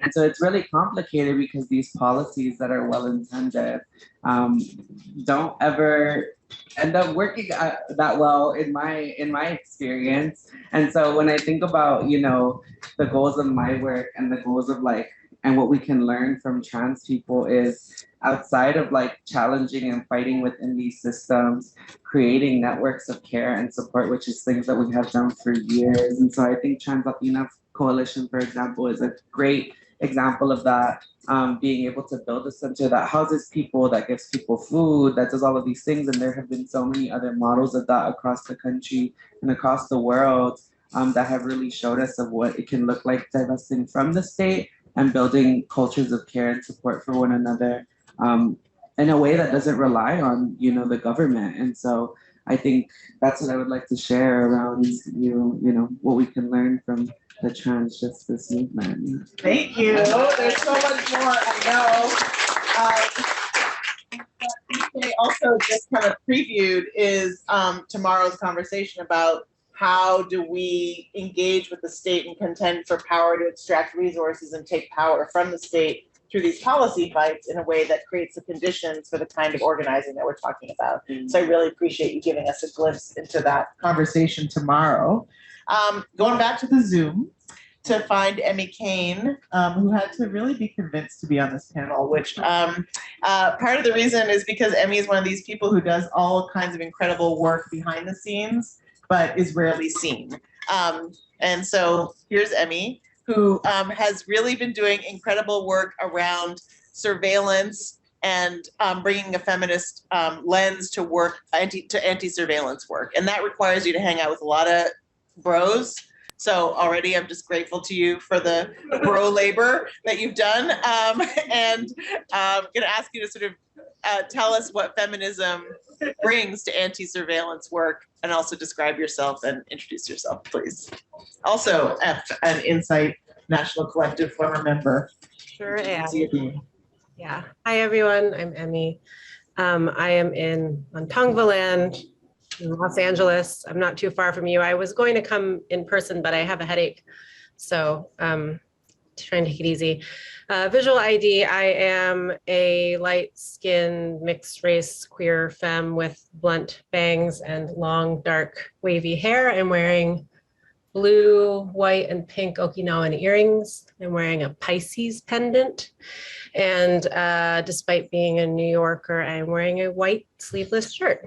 California has done something to me. And yeah, so just thank you. I'm just glad to be in the company of so many people I know and love and have struggled alongside for the last 20 years or so. All of my Insight people, and big thanks to Andrea, obviously, for having us and for making this happen and for just being who you are. I've been asked to talk a little bit about surveillance and abolition, and I may be misunderstood, but I thought a little bit about the sort of work I'm doing around surveillance and carceral approaches to public health during the pandemic and more. I've also done sort of more straightforward, like working with encryption technologists, and that's like the bro piece. I wasn't really going to get into that so much. But I feel like there are a million and one things I could talk about. I also do work around transformative justice, a lot of survivor support, mutual aid, and like Andrea said, a lot of like non-glamorous day-to-day kind of work. And honestly, abolition feminism is relevant to all of it. But so I guess I feel like there's been a lot of really great framing and thinking shared here today. So I'm going to talk about things that I don't usually talk about, which is maybe would provide a little context and ground the work in some way that is also sort of a feminist way of doing this. So I'll talk about my personal experience and how that connects to this work. And I hope it all comes together. So like all of us, I think regardless of our individual experiences, I'm someone whose life has been, you know, profoundly shaped by my family's interactions with and relationship to the criminal legal system, including immigration enforcement, family court, different street economies, the drug trade. My dad has been in that trade in different capacities for most of my life. He's been incarcerated. He's on probation right now. All of that has impacted my family's migration choices, like everything about my life. My mother is a survivor and was subject to my father mobilizing the criminal legal system, including immigration enforcement, both towards her and my half-brother's mom, who was undocumented. He tried to get her deported as part of their custody battle, which is like a common abuse tactic, you know. And then my mother's an activist and a radical. I refer to her lovingly as a lefty wingnut, who has been targeted and surveilled by state and military apparatus that was turned on her because of a family dispute, which is actually often the case when it comes to some of this stuff. So I came to the surveillance question mostly because of watching my own mother go through that. I think Cara was present for some of that when it was first happening when I was on the Insight National Collective. And the overlaps sort of just like starting to draw connections between what she was experiencing in social movement histories, the history of COINTELPRO, the overlaps between that type of specifically anti-Black state violence represented by surveillance, and then also the interpersonal family violence she experienced with my father and her family and how those things were connected, which quickly became like clearly a very feminist kind of concern. So at the same time, my paid work, I was organizing around with a group in San Francisco, getting undocumented immigrants access to municipal IDs, because the governor of California at that point had said that undocumented people cannot have driver's licenses, so they can access certain services without an ID. I was also working with undocumented youth in SF to do digital storytelling. There was a lot of federal money like flying around to support digital literacy and broadband access. And I saw our movements. I also work with Allied Media Project, so I do a lot of like media-based organizing. And I saw that we were kind of eating this up in a way that was kind of uncritical as I was like seeing in my own family, the ways that these databases were being created, that we were creating, like databases specifically of undocumented people, of people who are needing access to public services, of youth telling their stories online. In relation to what was happening in my family, I sort of started thinking more about power and how we weren't thinking about power and all of that, and having a bigger conversation about power. The fact the way that power operates offline is the same as it operates online, and that if we aren't fundamentally shifting the way that power operates, we're just creating more opportunity and databases and apparatuses for the opportunity for the state and the police and military to harm us. So this, along with doing like survivor support, being a survivor myself, is part of why I came to see abolition as not an impractical or wild idea, but really kind of the only sustainable and truly harm limiting way to do this work or to frame the work and our thinking. It really kind of, it's like the only thing that makes sense. And it feels almost like as soon as you take it out of the theoretical and you start thinking practically and trying to solve problems practically, it becomes actually crystal clear that abolition is kind of the only thing that works, or is actually going to limit harm in like a sustainable way. So that was long-winded, and now I have like 30 seconds probably to like get to my actual point, which is this brings me to this present moment with my work around COVID-19 and disability justice and public health and more. So in my last paid job, I worked in public health and reparations and a bunch of different sort of public health work for a long time. And I'm currently one of the core members of something called the National Network for Long COVID Justice, which is made up of queer, trans, and disabled disability justice activists, public health advocates, many of whom actually come out of ACT UP and AIDS activism and are applying that lens to this moment of COVID-19. And we're doing research in public health advocacy along with mutual aid, organizing, healing work around the COVID-19 pandemic, and like grief work with disabled communities around the COVID-19 pandemic, and trying to push for, one of the things we're doing is trying to push for a patient-led research justice agenda, and through that looking at the history of ACT UP organizing around AIDS and HIV, and also the struggles to end molecular surveillance of HIV, which requires, maybe some people here know about it, but which requires that data that is derived through public health mandates for states, like through public health mandates that are required for states to get HIV money and funding, people are not given the opportunity to consent. And then that data that's collected then maps out these clusters of HIV cases in a way that profiles people and then intersects with HIV criminalization efforts in like really dangerous ways. HIV is already like highly stigmatized in communities that are most vulnerable to acquiring HIV, are already highly policed and at risk for violence. I don't need to get into it all, but it's like in more than 30 states in the US, over like 100 countries around the world, people with HIV can be criminalized on the basis of just their health conditions. So this is like a disability justice. It's an intersection of a lot of things. And obviously surveillance is one of the primary concerns. So, oh, I've been asked to slow down my, see, I am a New Yorker. I'm talking too fast. What's hilarious is Emmy was like, oh no, I can't be on this panel. I don't really have anything to say. Rambling now.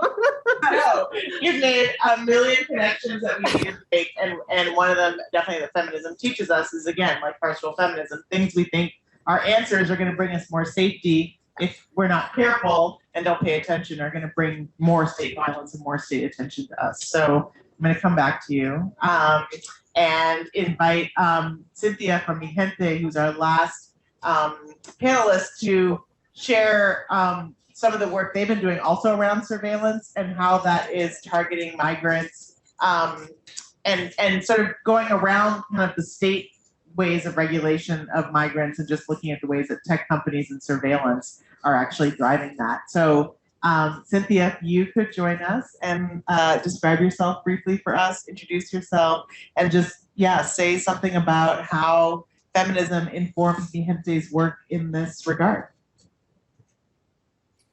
Thank you so much. Hi, everyone. Good afternoon. My name is Cynthia Rodriguez. I'm a national organizer with Mi Gente, she, ella. I'm based out of Chicago. So also from Chicago, original homeland of the Council of the Three Fires. I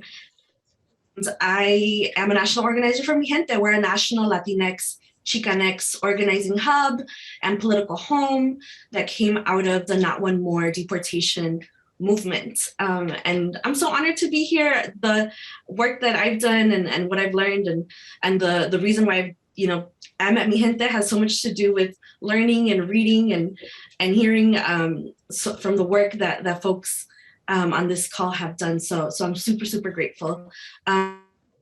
In terms of your question and to your point, I want to talk about the work that we've done at Mi Gente, particularly through the No Tech for ICE campaign.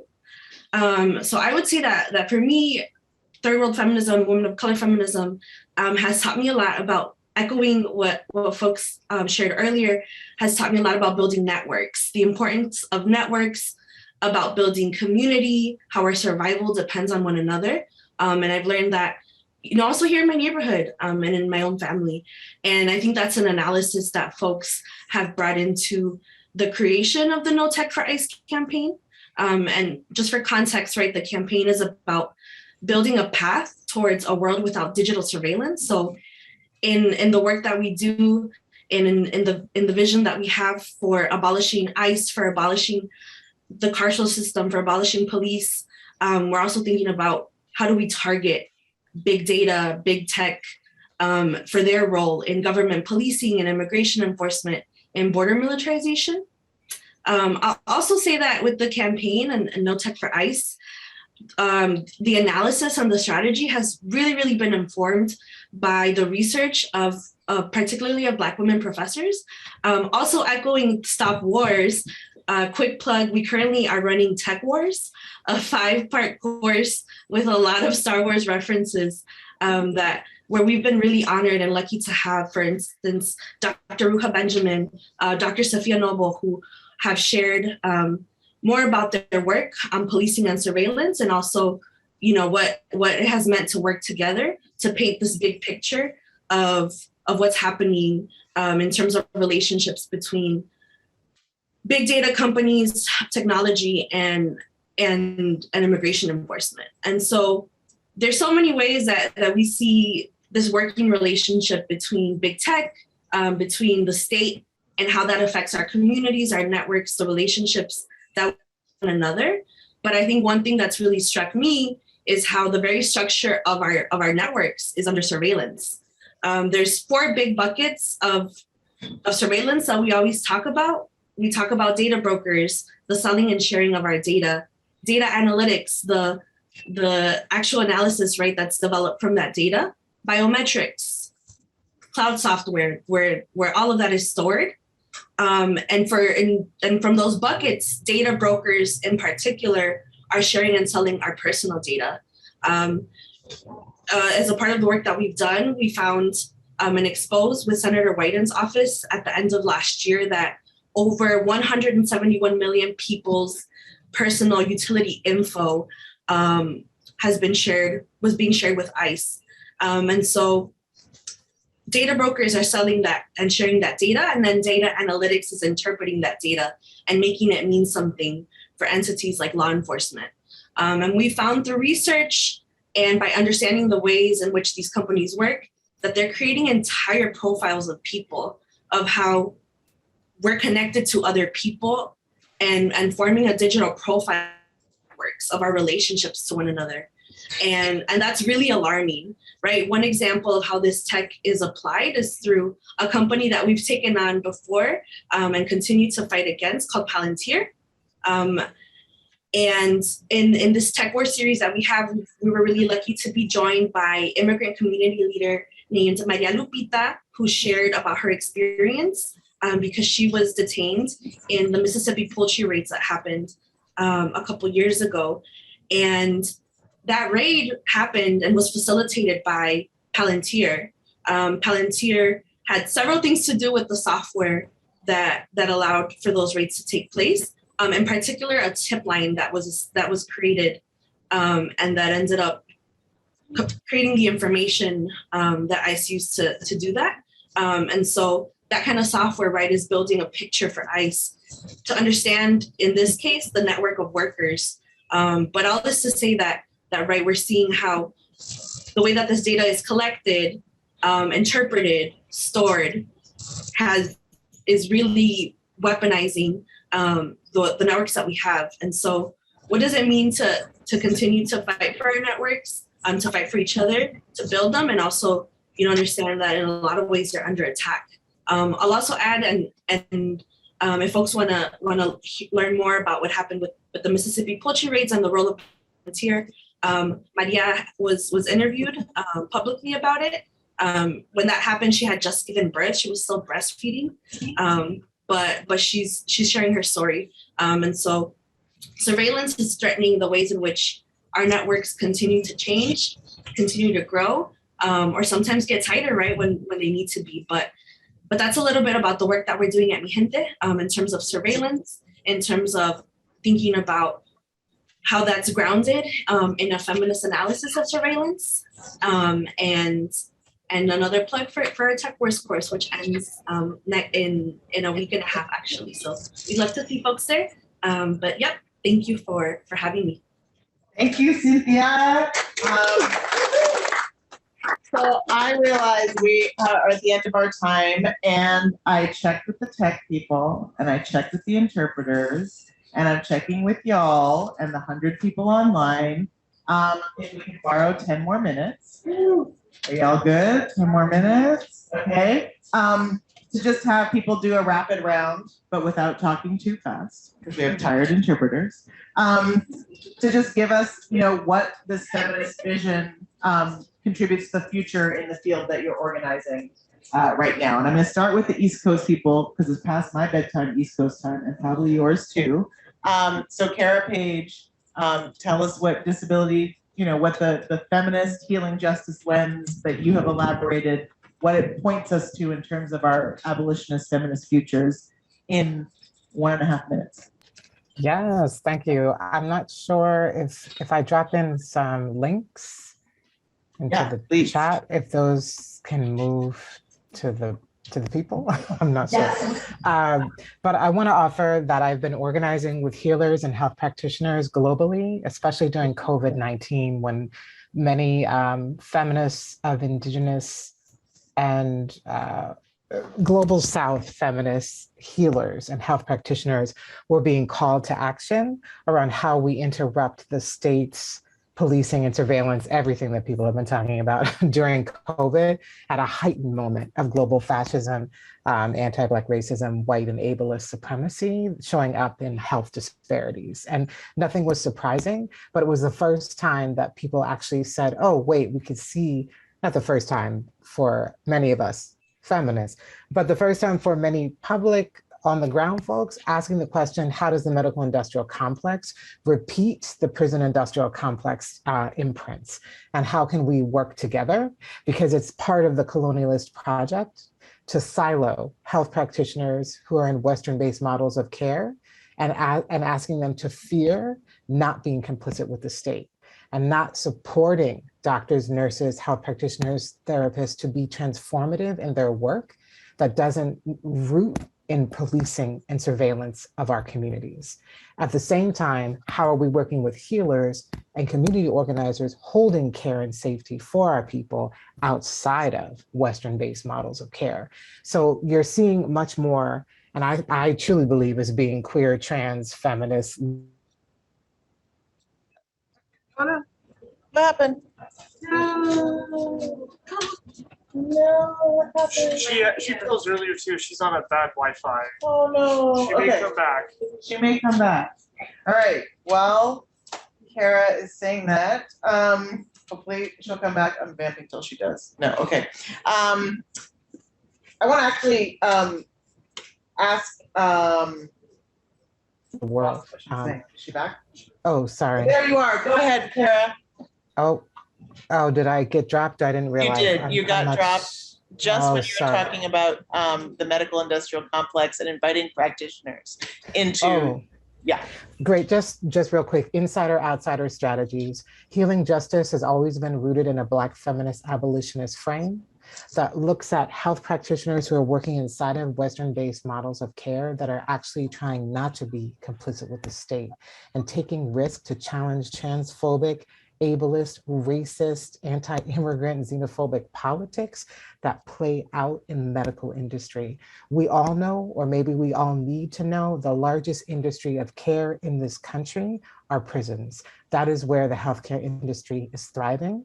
So you're seeing much more activation between health practitioners and healers outside of state, wanting to build more camaraderie, analysis, and catalyze change that interrupts sterilization abuse, torture, and different modalities of health that do not value the traditions of care that our communities are asking for. So I'll just say that. Thanks, everybody. Thank you so much. We appreciate you. Give it up for Cara Page. Thank you so much for all the ways you shone the light on that intersection and the ways you're lifting it up now. Also on the East Coast is Nana Gyamfi. So I'm just going to ask you to jump in with 2 minutes, and you know how to do this, counselor, because you do it all the time. 2 minutes on what abolitionist feminist futures look like through the intersection of Black migrants and the other works that you're doing. Thank you. I usually complain to the judge when he gives me 2 minutes, or she gives me 2 minutes, or they give me 2 minutes, but I won't complain here. Okay. So, I mean, I think for us as an organization that describes ourselves as power building, right, as working to support the power building of community, I think when we're looking at a Black feminist future with respect to immigration, and particularly with respect to Black immigration, we really need we're going to see a redefining of what power is. I think that right now, particularly when you look at the immigrant rights movement, that power is defined in a way that is so I don't know how to say it, just fist against fist, or it's like we're going to cozy up to all of these politicians and that's how we're going to get in.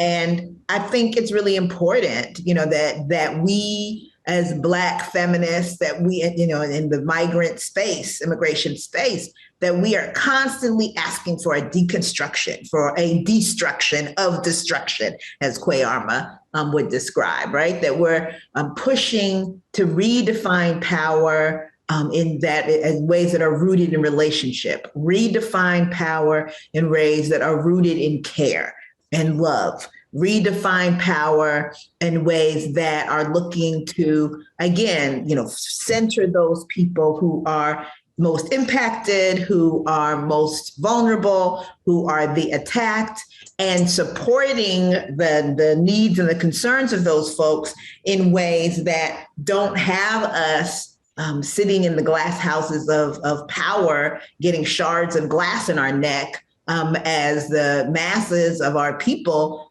crash the thing down, right? And I think that we're gonna be redefining what it means to have power. We're gonna stop talking about how when we fight, we win. We win, win, win. We're always winning. The Black feminist future that I'm seeing in the area of immigration is not so much focused on winning as it is focusing on, having wellness, health, on making the community be helping the community be the world that it wants to be. And then finally, it's going to be way more internationalist. Yes. Migration is a global issue, and it's not a global issue that centers the United States. The United States, shockingly, is not the only place that people want to migrate to. And the system that the United States has, it's exporting its horrors all over the world for others to join. And so internationalism is going to be critical when we're talking about, I think, all of our movements, but particularly when we're talking about migration. Thank you, Nana. Give it up to Nana Gyamfi, Sarmaji, and I guess we're moving to the central time zone now. Nadine, give us 2 minutes on similarly to what Nana just said around our internationalist abolitionist feminist futures. I just wasted a minute. Where did I go? Okay, so I just wanted to say that we don't need, the reason I hesitate is because all the things I want to say, I know so many other people have already said. So let me just say that out loud, that we don't need to create the vision for the alternative. Our communities are already, have the alternative society that we want to build.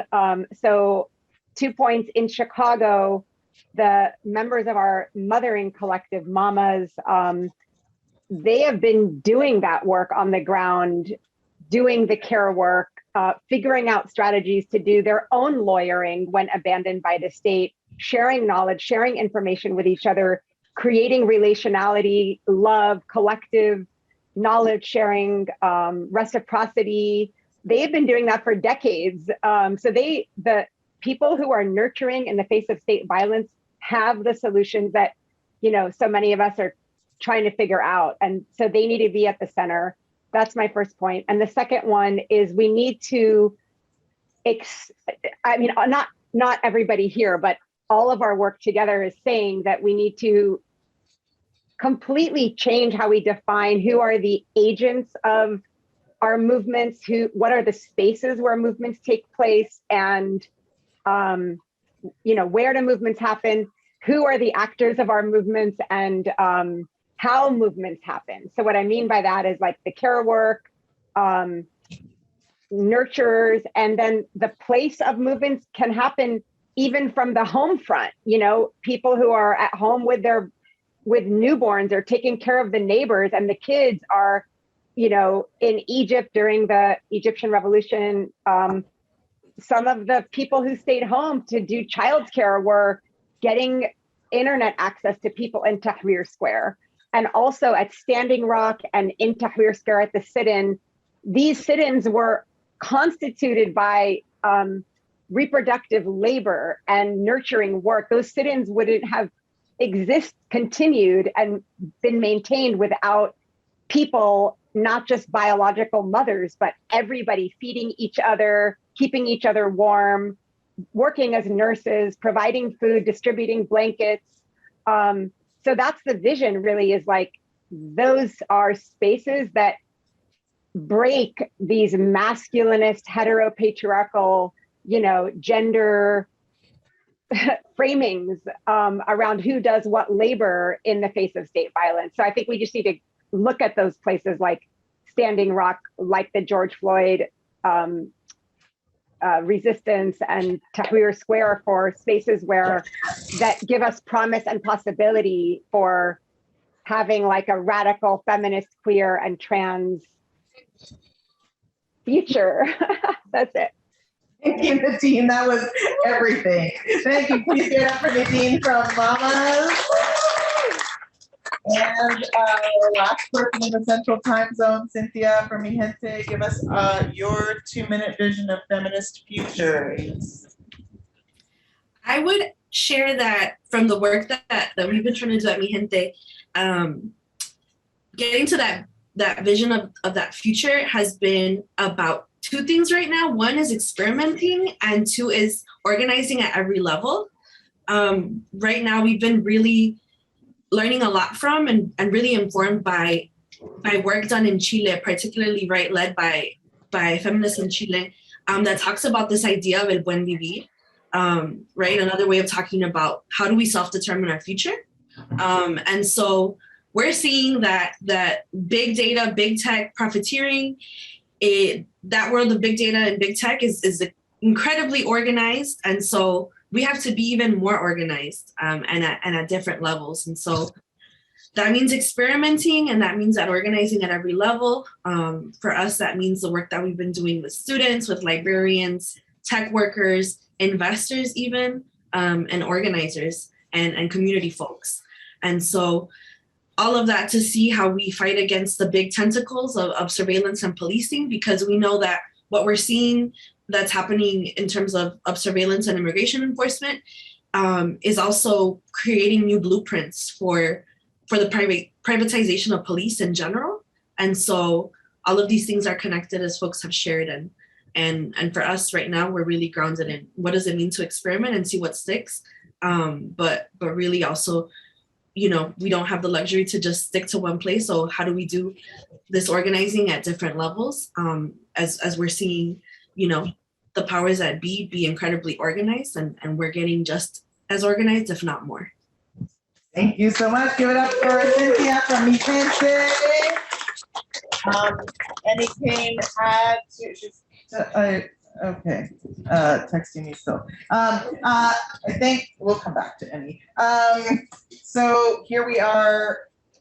I guess I'm just gonna say it now. Emmy, we have a minute for you. I know your dog's overheating and you are too. So I'm just gonna open the floor. You can come on or you can say, thanks so much, I'm out. Hi, yes, the dog is overheating, I'm overheating.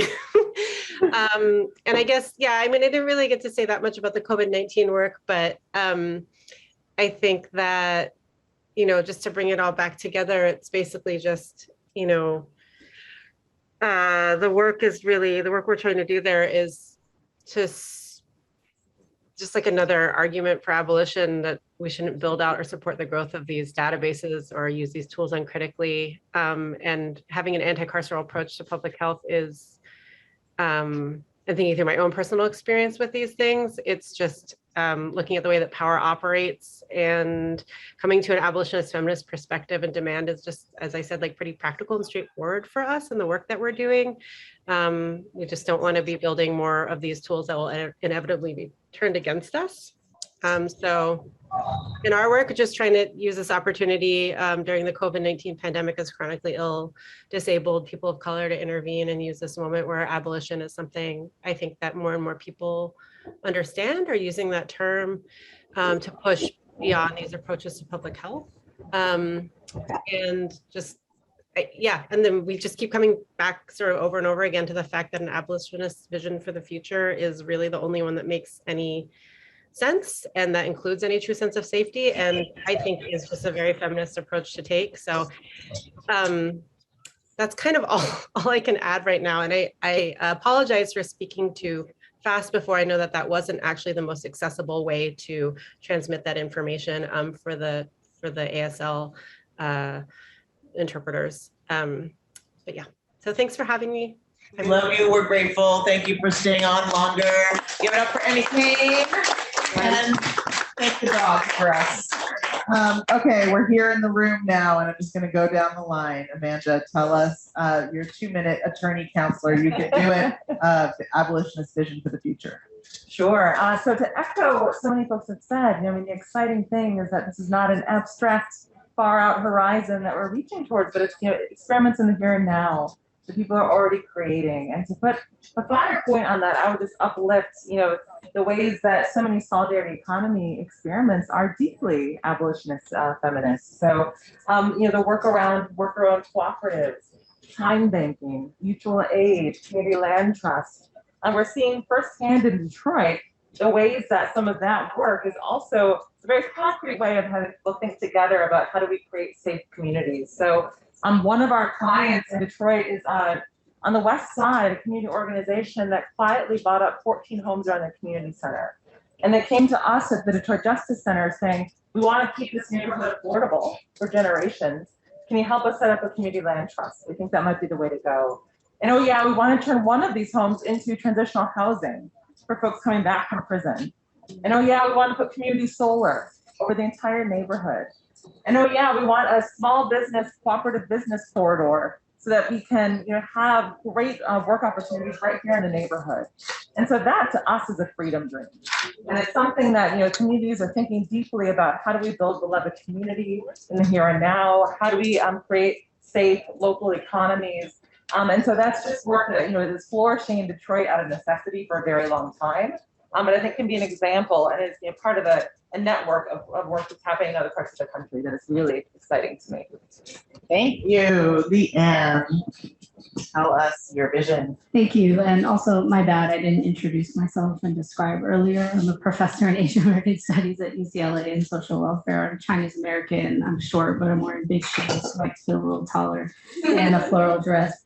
And I think in terms of thinking about abolitionist futures, you know, feminist futures, I think it's also about understanding and also recognizing the genealogies that all of us have been a part of, and where you've had to move in different places to be able to be a part of that genealogy. And I'm also going to think particularly around immigration cooperation. I think that a lot of the narratives that frame from law enforcement that frame immigrants as good cooperators and potential cooperators rely on sexual violence as a linchpin for that, right? That the argument is that because there's so much sexual violence that exists, law enforcement is necessary to bring in immigrants and migrants, refugees, from their own communities to cooperate with law enforcement to solve that sexual violence. And I think we have to refuse that. I think the work of Inside, everyone who's been a part of this conversation has been doing that. And so I think part of that abolitionist future is to continue to push against that language around cooperation with law enforcement as a solution to solving gender and sexual violence, rather than its ongoing history of perpetuating and reinforcing that structure. And I also wanted to talk a bit around sort of the discourses around anti-Asian violence.